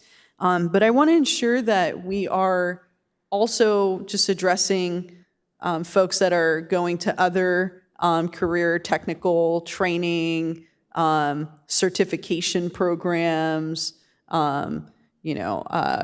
junior colleges, four-year programs. I think it's important for our city to address that, and we certainly have enough cannabis revenue to be able to expand the eligibility criteria. Deputy Mayor, I wanted to see if you would be okay with an amendment to the 10% of cannabis tax revenue to the scholarship program. The amendment would be to increase the eligibility to different programs outside of recreation. And it's an item that will come back for further discussion. However, it's something that we would be able to codify today. So I'm requesting a friendly amendment for that. And I do also support equity overall in the use of cannabis sales tax revenue. So that's something that you pose to the council. So I'd be in favor of those two friendly amendments to your motion if you so choose to accept them. Okay. Can I ask, sorry for clarification, so with the elimination of the date range, are you just looking at for arrests? We do also have that for a couple other points, so is it taking off timeframe altogether? I was looking in just particular arrests? for arrests. Yeah, thank you. I appreciate that clarification. Oh, and Deputy Mayor, that's also something that I added, just in case there are situations that we're unaware of that happened after 2016. So we can capture from 1971 to the present time. And I think with that, I'll go ahead and second the motion. As Deputy Mayor indicated, she would want to include the two amendments that I proposed. Councilmember O'Donnell. Just for clarification, so you want, so for funding, you want to do like a blanket overlay of all of the funding needs to be towards equitable programs for any tax revenue that we generate from it? Yeah, I think that should come back as a discussion. Just a discussion, right? Not to put it, okay, gotcha, that's good. Yeah, I'd be open to that discussion, so I will agree with that. I just want to get some clarification, and this is a little bit off topic from this piece, but do our deputies currently perform undercover checks on our cannabis retailers? So yes, they have done some operations. They also, just in plain clothes, go into the businesses periodically and check that they're looking for IDs when people come in. Have we had any known offenders that have sold to minors? None selling to minors. There were some very minor things like that they didn't have the, oh no, I just forgot what it's called, the route printed out with them. So like minor things like that, that we then talked to the business about, ensuring that the drivers had. But no violations as far as sales to minors, no. Yeah, I asked that because I know our deputies do a very good job. I also know they do tobacco checks to our retailers. So the idea that we're on our own and that nothing's being done is a fallacy. So I heard a comment that was made to that extent, and I just want to make clarification for the record that there is ongoing activity to try and stop and make sure that there is no underage sales. So thank you for that information.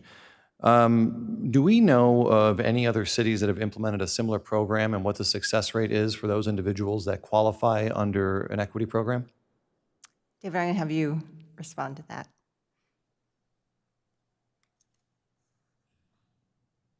You're saying me? Yes.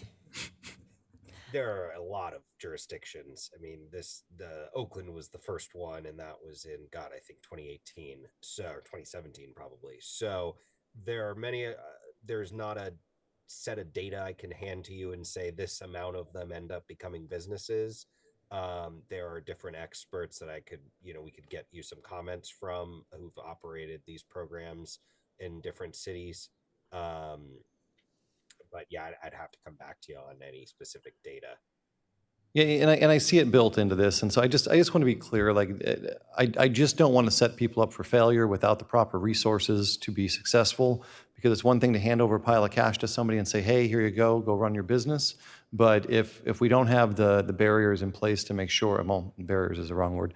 If we don't have the assistance in place to make sure that beyond that, we just are really, really giving them the resources they need, I just feel like this program would fail. So just want to make sure that all those are in there. I support all the amendments that were made. Let me just see if I have any other questions.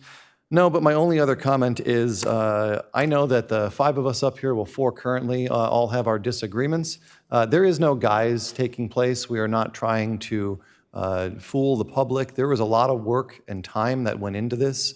And there is a very thoughtful process behind all of it. So I just want to thank the council and our staff, and especially Ms. Valdez, for your hard work on this. And I look forward to any other comments, or I'm ready for a vote. How much did we spend on the cannabis equity study? It was, I think we're actually a little bit under the 75,000 between the study and then also their work on the manual. Which all came from a grant from the state? That's correct. So And this, the policy where you can qualify based on eligibility, based on conviction or arrest, does that include felony crimes? At this point, yes. I mean, unless David has, Felony for cannabis, no other felonies. We're talking cannabis. So someone who qualifies based on the status of being a felon for a marijuana crime would be eligible to receive money from the city of Vista under this program, or a reduction of, or a waiver of fees for their application? correct. Okay. They also would be eligible for expungement, right? This felony would not. It would have to be one that was eligible for expungement. So there can't be extenuating other felonies and other things that would make it, a little messier. Thank you very much. One thing I thought Councilmember O'Donnell touched on, this is always important, I always like to remind myself, are we doing youth decoy operations? We are, right, in our cannabis operations? So we haven't sent youth in. We have set up, so we have the deputies go in and see that they're checking IDs, and then they have done a couple of deliveries, which I think is actually where there's more risk, where they have someone with a underage ID. Yeah. So. Okay. We're doing youth decoy operations on tobacco. Correct, yeah. And this council has directed in the past that we do youth decoy operations in cannabis businesses. Yes, we're trying, I don't want to put the sheriff's department on the spot, but they have had some difficulty in getting good direction from their council on how to do it. It's been a problem across the state as far as getting good direction on how to do the cannabis operations with youth. Well, how would it be different than conducting that operation with a tobacco business?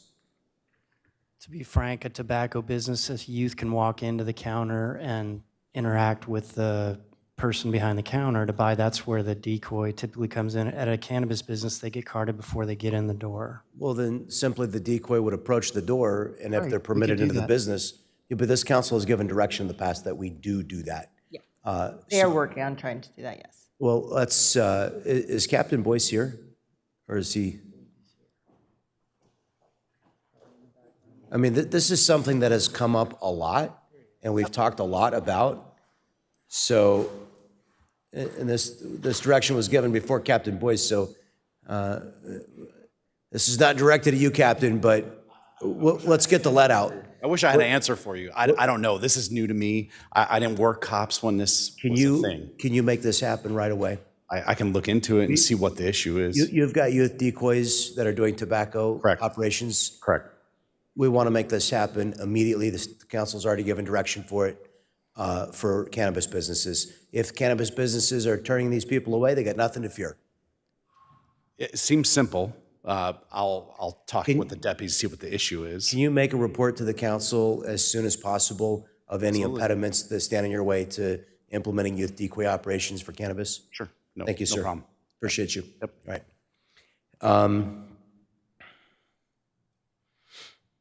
67% of Vista voted to legalize marijuana. I could even get behind the idea of pardoning individuals who committed a crime that we decided shouldn't be a crime anymore. That certainly makes sense, whether I think it should be a crime or I think it should be legal, or whether I smoke marijuana or I don't happen to, but certainly if the voting public thought it shouldn't be a crime, the idea of pardoning somebody, I can get behind that. I'm not behind the idea of giving money away to people who committed felony crimes, even if they are just marijuana felonies. The average person who was negatively impacted was not a felon. They may have had personal consumption amounts or committed a misdemeanor crime, but people who were trafficking in large amounts of drugs were people with nefarious criminal intent, people who knew that their actions were wrong, knew that they were putting themselves and law enforcement in harm's way through their illegal criminal behavior. The network of drug sellers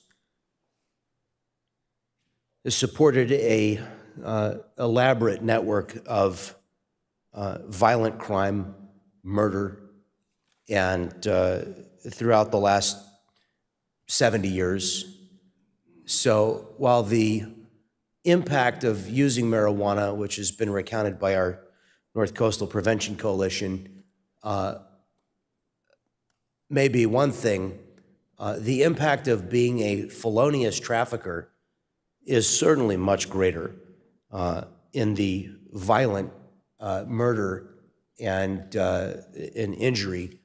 I'm sure many of our deputies in years past were injured when raiding drug sellers and encountering these people. So I can't see the wisdom in rewarding somebody for felonious activity. For that reason, I would make a motion that we divide the question and that we vote separately on this subject of including felonious convictions as a criteria for eligibility. Would there be a motion to, would there be a second to my motion to divide the question so that the public could see us have a vote on this item and we could be counted on this subject? Councilmember O'Donnell, would you second that motion? I will not, and the only reason I say that is because I don't want to make the assumption that everybody that received a felony was drug trafficking underneath what you're saying. So prior to 2016, 28.5 grams of marijuana would be considered a felony conviction in the state of California. So based on that, I don't want to lump everybody in. Now, if you're talking about somebody who's a drug trafficker, and I'm not a lawyer, so I don't know the answer to this, but I would assume that they would probably not be eligible for a pardon if they were trafficking copious amounts of drugs. I don't know the answer to that. I guess that's really up to the governor of every state and the president for federal crimes. Does anybody have an answer to that? David, do you know? It's actually going to be up to the president. Trump issued a lot of pardons. Obama issued a lot of pardons. The governors of the states, the power of the pardon is absolute. There's no policy or law that governs who can and who cannot be pardoned. But do you understand my logic in that? No, I do. It's lumping too many people into a larger, broader group that may not necessarily be. But I do understand your point. You make a reasonable point, but generally the felony versus misdemeanor is where you would draw the line between crimes that are of great impact to society versus those that are of lesser impact but still serious. Councilmember Contreras, would you be willing to second that motion to divide the question so that the community could see us vote separately on the issue of including felonious convicts as criteria? I have the same issue that Councilmember O'Donnell brought forth. So, no, I think the motion as stands is reasonable. Deputy Mayor, would you be willing to second that motion? My argument against that motion is that were cannabis legal, it would not have been considered trafficking. There would have been a legal framework for someone to move the supplies into the market. So my motion would not deprive you the opportunity to vote on the question. It would actually give you an opportunity to vote specifically on that as a standalone item. That's what dividing the question would do. It would take the two different parts and allow us to have two separate votes. So just allow us to, because I'd like to vote yes on giving scholarships with 10% of our cannabis revenues, and I'd like to vote yes on some of the things in here which are good, but I don't want to vote yes to give public money away. I don't know what amount of money we're looking here. It's I'm seeing up to $3 million, and I don't. That's not the amount being suggested, but that's a limit. We've already spent $75,000 of state taxpayer money on this, not specific actually to the issue of cannabis or cannabis equity, but we could have done this work internally. This is something that we easily could have done here in-house. We've gotten in the habit of hiring consultants from outside that charge us large amounts of money. This looks like something that we should and could have done in-house. As I have a general problem with that. So I'm making a last call before I suspend my remarks for somebody to give me the opportunity to vote yes on the good parts of this and no on the part that I don't like. And seeing no second yet, I will go back to, the last thing I wanted to say. I visited the city of El Cajon recently, and they have invested in their city in a business incubator, which I think is a great idea. They've given space for small businesses. And what I would suggest is if we want to have a real equity program, we should make it available to everybody in our community, but really target it, market it to people who, have not traditionally had the income or educational opportunities, and help them build micro businesses to achieve the American dream. I'd like to see us think about that, and I'll ask sometime later this year at the convenience of the city manager to bring that back. I'd like to see us do something like that. Maybe staff could take a look at the El Cajon program, but I think that would be good. I know they got some significant funding from Supervisor Joel Anderson to make that happen. Maybe the county would invest in the city of Vista for a business incubator program. I think that's pretty cool. But I believe in rewarding people based on their merit. And again, while, I understand, and I've expressed support for the cannabis lounges because people complain there's people smoking in their multifamily apartment buildings. And as Councilmember Contreras talked about people smoking in the parks, and the park should be for the kids, not for people smoking marijuana. So let's have lounges where people can consume safely and not come into conflict with others.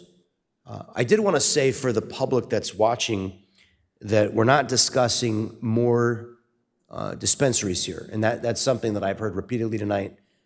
This conversation started with the idea of allowing some limited cultivation licenses in the city of Vista. And I think the idea that, the voters approved Measure Z and allowed what's now 10 marijuana businesses, which are retailers, but that marijuana has to be grown somewhere else in the state. The idea was that it could be grown here in Vista, that the city of Vista could tax cultivation, and we could have a completely local supply chain for the cannabis that's sold here. I support that idea, but I have some problems, which I've already stated. And since the council has declined to give me the opportunity to remove or at least vote on removing the felonious convictions from receiving money and assistance from the city, then I don't think I can vote for this. Councilmember Melendez. Deputy Mayor Melendez. Thank you. In hearing all the arguments, I really do believe that we must keep the motion as it is, and I cannot supply a second because what we're saying is that between 1971 and 2016, the United States was wrong about cannabis, that we were wrong to prohibit this market and then apply felony charges, oftentimes with bias, and that people who are impacted with those felony charges, they must be included in the whole of this because they are probably the ones most impacted. Those felony charges have resulted in people being less likely to obtain housing and other jobs, which is why I would want to protect them within this motion and give them better opportunities. Not only were they affected, but I would say that the people who were most affected were entire communities of people who are disadvantaged by such felony charges. Those felony charges split up entire families. And other groups of people who were affected would be people who are prohibited from the free use of plant medicine. And so I really think it's important to take it as a whole and to recognize that between this particular time in history, the United States was wrong about cannabis. And I am a law-abiding citizen. I honor other law-abiding citizens. And I also recognize that our laws can be wrong, and our laws have been wrong. And those who are impacted by felony charges are going to be seen as a whole part of this program with the motion that's on the floor. And I also want to see, with my previous questions, the city is going to strive, and I appreciate that language in here, we're going to strive to provide 10% of revenues to youth programs, but there will be sufficiently more funds available through surplus cannabis tax revenue to allocate for social equity purposes.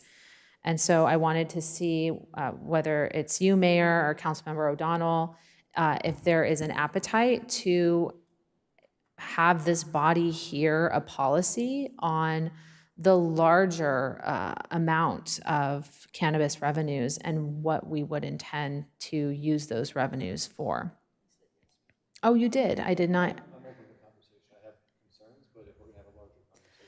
Right, just being able to provide a little bit of direction for staff at this time to come back. And a lot of it, like with many things we do, a lot of it will just be codifying what we're already doing. And with that, being able to see if there's ways that we can improve how we're performing now with our revenues. But I would like us to at least take a look at it. Thank you. Councilmember O'Donnell. Yeah, I'm open to having the discussion. It does not mean I support it. I have concerns over the idea of what it might restrict us from being able to utilize those funds for, and what that would mean to the impact of our overall budget, and the services and different things that we provide. But I do want to have the conversation because it's something I'm open-minded about. I did have a quick question for our city attorney. I know that we have litigation that you said is going on across the country, or if at the very least across the state. If that were to move forward and they were to rule against having somebody needing to be in a home base of a city, is there a loss of license that we would need to worry about? Would we have to reopen the pool to everybody? Like, what would be the outcome of that without speculating?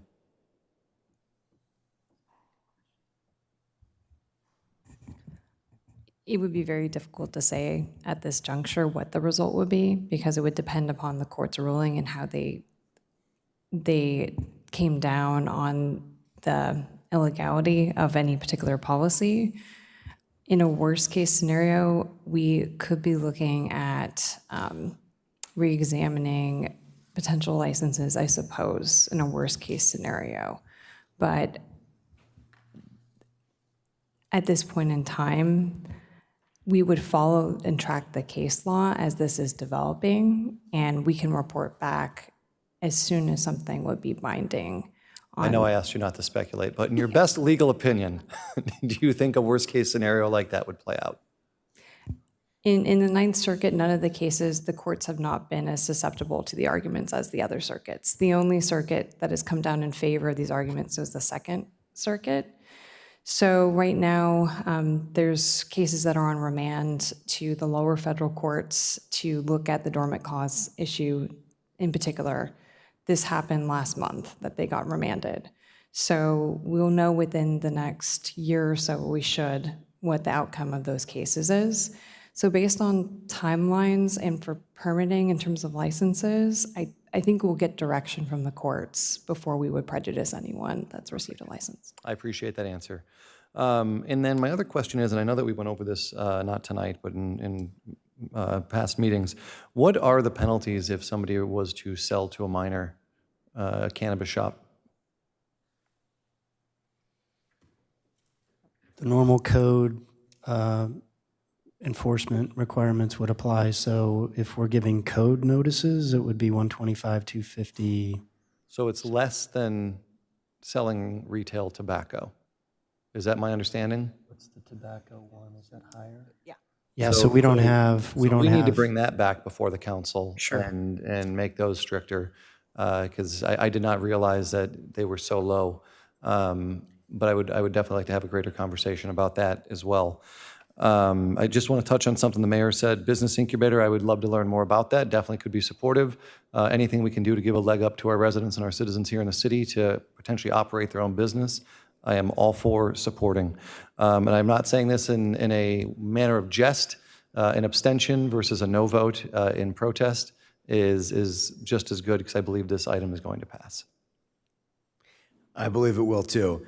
I just want you guys to give me the opportunity to vote on it separately. You could still vote it up by 3-1, but that's okay.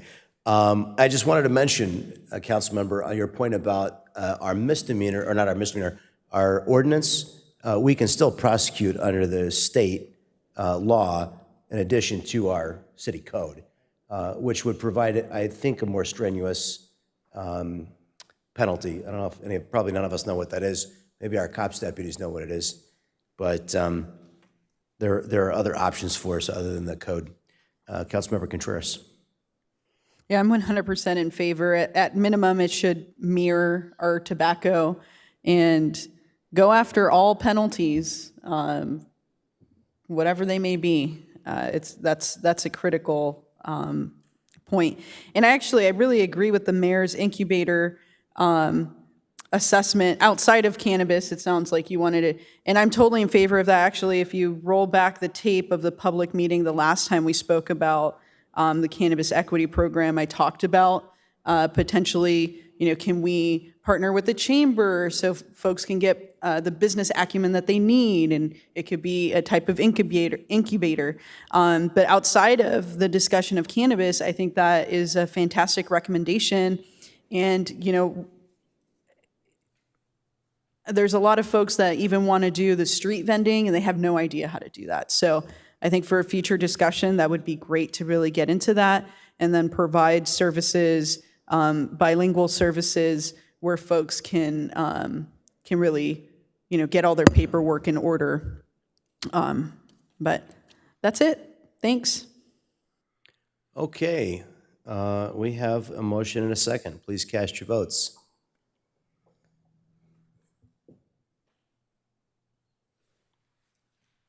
That item is approved with 3 votes in favor, 1 opposed, and Councilmember Green absent. Although, we'll note for the record, we know he supported that policy very vocally. Okay, our next item is regulations for candidate statements to be submitted to the voters November 5th, 2024, in the general municipal election. Any members of the public wish to speak on this item, they may indicate so by using the raise your hand feature by pressing *9 or submitting a request to speak card. Speakers will be called upon after the presentation. Our city clerk, Kathy Valdez, will introduce this question: how many words we want. Thank you, Mayor. California Elections Code permits each candidate in any local election to prepare a candidate statement of qualifications to be printed in the voter information pamphlet no longer than 200 words unless the local agency authorizes statements up to 400 words. The code also permits the local agency to charge the candidate an estimated pro rata share of the cost of language translation and printing the statement in the voter information pamphlet. San Diego County Register of Voters has estimated the cost to be $1,300 for a 200-word statement and $2,000 for a 400-word statement. The City Council has 3 options tonight. You may take no action, and each candidate will be allowed to submit a 200-word statement for which the city will be required to pay the full cost, or adopt a resolution limiting the candidate's statement of qualification to 200 words and requiring the candidate to pay the cost for their statement, or adopt a resolution limiting the candidate's statement qualifications to 400 words and requiring the candidates to pay the cost for their statement. If the city chooses to authorize a 400-word statement, all candidates would be subject to the estimated $2,000 fee or need to opt out of submitting a candidate statement of qualification. This completes my report. I'm available to answer any questions. And I would just note, historically, over the last decade, we've always gone with 400 words. Councilmember Contreras. I believe in the 400 words. I think that the candidate should pay to get their message out. So I'll go ahead and make a motion that we adopt the 400 word maximum for the candidate statement, and that the candidate has to pay for that statement to go out. And I missed the fact that we have a public speaker. Anthony White would like to be heard on this item.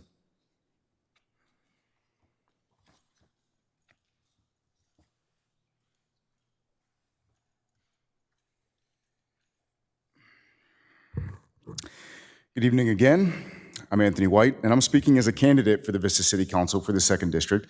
I'm deeply committed to serving and representing our community. I'm here to express my strong opposition to the proposal to raise the word limit for the candidate statements. Firstly, the increased cost, estimated around $2,000 for a 400-word statement, poses a significant financial burden. This cost exacerbates the inequality in local campaigning. This higher cost creates a financial barrier that disproportionately affects grassroots candidates not funded by special interests but by working families. It disproportionately affects grassroots candidates who are often most closely connected to the community. As candidates, we're expected to be fiscally responsible with our campaign donations. When we raise donations from neighbors, people in limited incomes, and people spending their hard-earned money, we should be accountable and responsible to use these as effectively as possible. Spending more money in a campaign statement for additional 200 words may not be the best use of limited resources, especially when those funds could be spent on better outreach efforts, community events, and direct voter engagement. Moreover, this change does not enhance freedom of speech. Instead, it restricts it by attaching a higher cost to what should be an equitable platform for all candidates. It does not promote inclusivity, but rather amplifies the voices of those who can afford to pay more, on creating an uneven playing field and potentially discouraging qualified candidates from participating due to financial constraints. The 200-word limit encourages candidates to be concise and clear in representing their qualifications and policies. Increasing the limit might result in overly lengthy statements that could overwhelm voters rather than inform them effectively. If candidates haven't already convinced voters of their qualifications at that point, a few more words won't make a difference. The irony is not lost that we voted to reduce barriers and promote equitability and access to sell cannabis, but we have a proposal to make it potentially more difficult and create barriers for those actively trying to serve their community in a greater way. Ultimately, I strongly urge you to consider the implications of the proposal to increase the limit and the funding attached with it. Let's ensure that all candidates, regardless of the financial backing, have an equitable opportunity to present their case to the voters without facing prohibitive costs. Thank you. I have to note that you used about 500 words to make that point. Average speaker speaks at 180 words a minute, so doing the math on the amount of time consumed. I actually believe this is the most economical way that you can reach voters. It is the cheapest possible way for you to reach literally every single voter in your constituency. You won't find any way that is cheaper to reach all these voters. So, and I think, honestly, I think everybody should have 400 words. I'd give them longer. You don't have to use them all, but I'd give them 2 pages. No, we can only give them 400. But it's up to you if you use them or not, right? You know what? I would support if we could charge you by the word. If you want to use 5 words and pay for 5 words, I'd go for that. But no, we can only do one or the other. But I've always used my 400 words very carefully. I advise all candidates to do the same, and I do think it's really important because a lot of voters, this is the only information they're going to use to make their decision about who to vote for, and you got to put your best arguments. It's the most cerebral. You know, the rest of the campaign mail might not be as thoughtful as these statements. So this is your opportunity to make a very thoughtful argument for yourself. So I think it's super important. Councilmember O'Donnell. Yes. Ms. Valdez, what was the refund given last year? I know that typically what happens when we set the number for this, it is just to ensure that we can cover the costs, but typically a refund does come back to the candidate. It has varied over the years. We've had cases where we've had to ask candidates to pay more. Oh, no. That has not happened recently. I will say the last several years, the register of voters has sort of overestimated to ensure that doesn't happen. I think it might have been a couple $100. I'd have to go back and look. But I will say these numbers are pretty significantly higher than they were last time. I will say 100% of the time I've run for city council, I've received a refund. I actually agree that the 400-word limit is the correct thing to attach. One, to the mayor's point, you will not reach more people with $2,000 than you will with this. But I also think it kind of shows if there is a large amount of community support, then they will want you to have that ballot statement. They will want you on the ballot to be able to show and prove your point. And I will just tell you, the amount of time it took me to condense it down to 400 words on a candidate statement would blow your mind, because it is not a lot of space. And it may seem like it, but it goes by very quick. But I will also say that I do know that people read them. And the reason I know that is because I had people tell me that I voted for you based on your candidate statement. It's a very useful tool for the residents and for the voters to have. And I think that the more room you have to explain your positions and qualifications, the better off it is. So I would be seconding the motion. You did make a motion, right? To approve. And if we can add in that we could limit some speeches here on the dais to 400 words, I would also be amendable to that. But I will second. Deputy Mayor. Thank you. I absolutely agree that this is the best way to reach the voters. Every person who intends to vote, they see the statement on their ballot. It's the best bang for your buck in terms of getting your message out. And as much as I do believe and would support publicly funded elections, that is not currently the system that we have in place. So our ballot statement is the best opportunity to speak your truth, and everything else that you are able to use campaign financing for is commercial politicking. Outside of the ballot statement, it really is the space for the voter to go with information that can determine if they want to vote for you or not. And when a person decides to run for office, they have the same freedom of speech as everyone else, but no one is entitled to free printing. And that is what we would be paying for. Of course, we could allow for a no cost to the candidate, but I wouldn't support that. I think that the candidate should front the cost of printing, whether it's 200 words or 400 words. I think 400 words is great. Not sure how many people statistically actually read it, but I think it's a good platform and everybody sees it. Thanks. Okay, we have a motion, a second. Please cast your votes.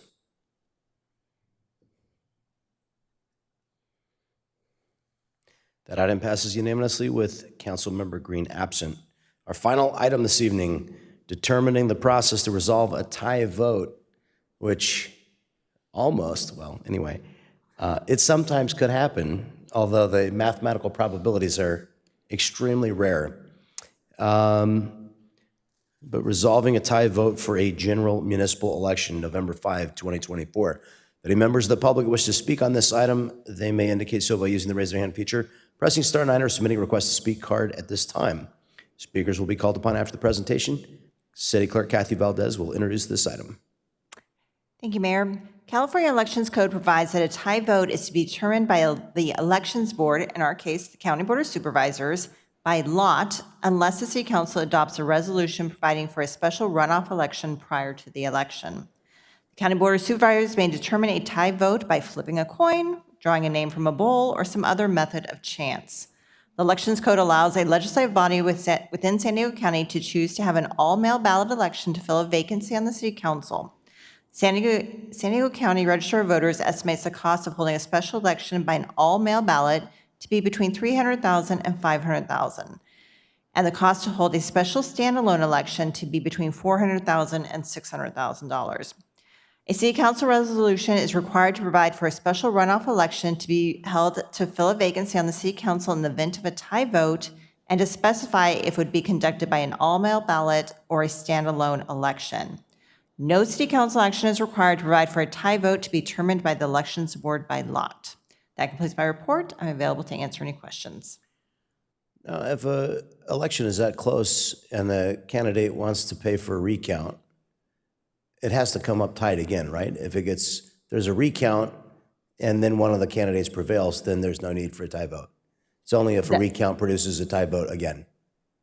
Yes, so this has to be like an actual tie vote, and no one else. I just, for entertainment, I just wanted to specify that you can, if it's tie vote on the first count, you can call for a recount. Probably not going to change the vote, but it could by 1 or 2. It's possible. Deputy Mayor Melendez. Thank you. I support a runoff election option. I think that is as much as it's unlikely to have to happen, it's the most, what I think would be the most fair to the voters to really make their choice known. With it being such a rare occasion, I could support some sort of lot, but I think it just would be the most democratic to provide another opportunity for the voters to decide. So I would make a motion for us to choose option, what was it, B? Thank you. I would just note that historically, we've always gone with the flip a coin. And it's not a big deal because it's not going to happen. But I would only suggest that as a candidate, after you have campaigned for maybe 2 years and raised all this money and taken all this time away from your family, to have to go through that process again, I personally, as a candidate in that situation, would gladly suffer the outcome of a coin flip. So I'll make that motion and let the rest of the council decide what their pleasure is. Councilmember Contreras. Just a question. So, Deputy Mayor, you're looking at the standalone ballot versus the all-mail ballot? I was just looking at the option B, providing for the conduct of a special runoff election in the event of a tie vote, standalone ballot. That's what's before us. Well, it looks like there's two options before us, a special runoff election by all-mail ballot or special runoff election with standalone ballot. Oh. Yeah. Well, I'm not sure which would be preferred there. I'd say either would be appropriate. All mail would be cheaper for the taxpayers. Then that is what I would prefer. But the flipping of a coin would be the cheapest for the taxpayers. Yeah, you know what? Well, there wasn't a second yet for your motion, but I'll rescind my motion. Okay. Yeah, I'll go ahead We're in discussion. and make a motion for the special runoff election by all mail ballot in the event of a tie.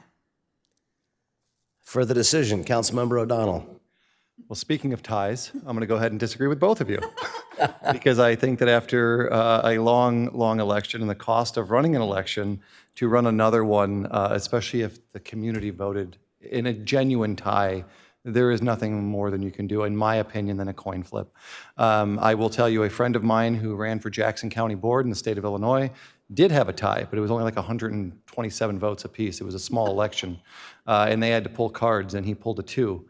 And he did not win that election, but he came back the next election and ended up winning. So I would be in favor of the flipping of a coin. So I will make a second motion to adopt that measure as a tiebreaker. So you won't second my motion for the coin, but you'll make them. I'll second. Oh, I'm sorry. I apologize. That's okay. No. I'll second yours. I'm seconding your motion. Let the We'll record second reflect. each other. Let the record reflect. I apologize. Okay. Okay. We got a motion, a second discussion on that motion, Deputy Mayor. So the lot options are tie, flip a coin. Do we get to specify that now? Do we get to So pick- we don't get to determine how the board of gets to supervisor does it. They may draw straws, they may pick a name out of a hat, they may flip a coin. They get to Historically- decide what they want to do. I don't know if anyone's a fan of RuPaul. Would there be an option to lip sync for our lives? Probably not. You can ask the board of supervisors, maybe. Councilmember Contreras. I'll just, I understand that after a grueling election, you probably don't want to have to do it, but I have a hard time with it just being left up to chance. I really would rather the voters, actually, maybe if we did ranked choice voting, we wouldn't ever come down to this situation of tying, but yeah, I think, I wouldn't be able to vote in favor of just chance. I think that the voter deserves to have a little bit more say, and although there is a cost, it's very minimal in terms of being able to decide legitimately who is going to be representing you for the next 4 years. So I'm just unfortunately not going to be able to vote in favor of the motion on the floor. If we take no action, the default is by lot, correct? That is correct. Would we all be in favor at this point of withdraw the motion and we can adjourn the meeting? Is that acceptable to everyone, or would you like to vote on the motion? Would you like to vote on the motion? Or would you like to speak on the motion? I would vote in support of the motion. Okay. Considering the body. We have a motion, a second. Let's just take no action, and then the coin flip, the by lot happens anyway. We don't have to take a vote on it. It's just adjourn and we get the same outcome. No.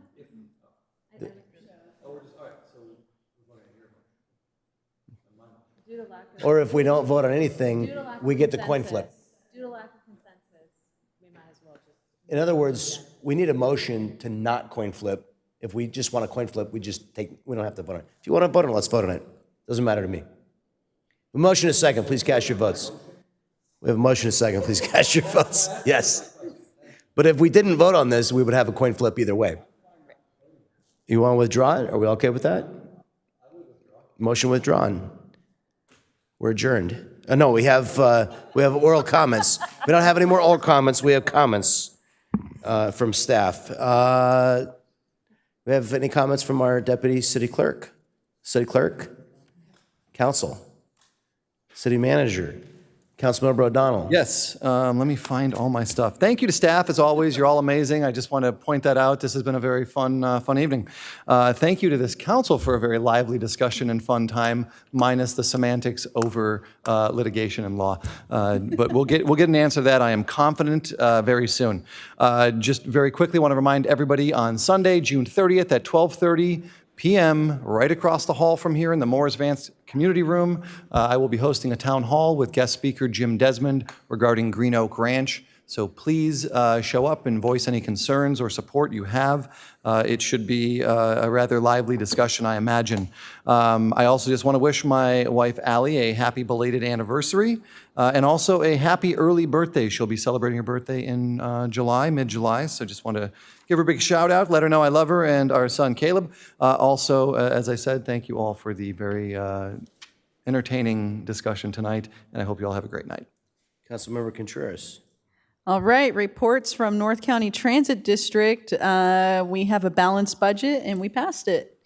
And I hope everybody has a very good rest of their night. And also, if you are in the mood to pick up trash, the trash pickup that Jovita Serafin and Guerreras en Acción por un Vista Limpio hold every Wednesday is being held tomorrow.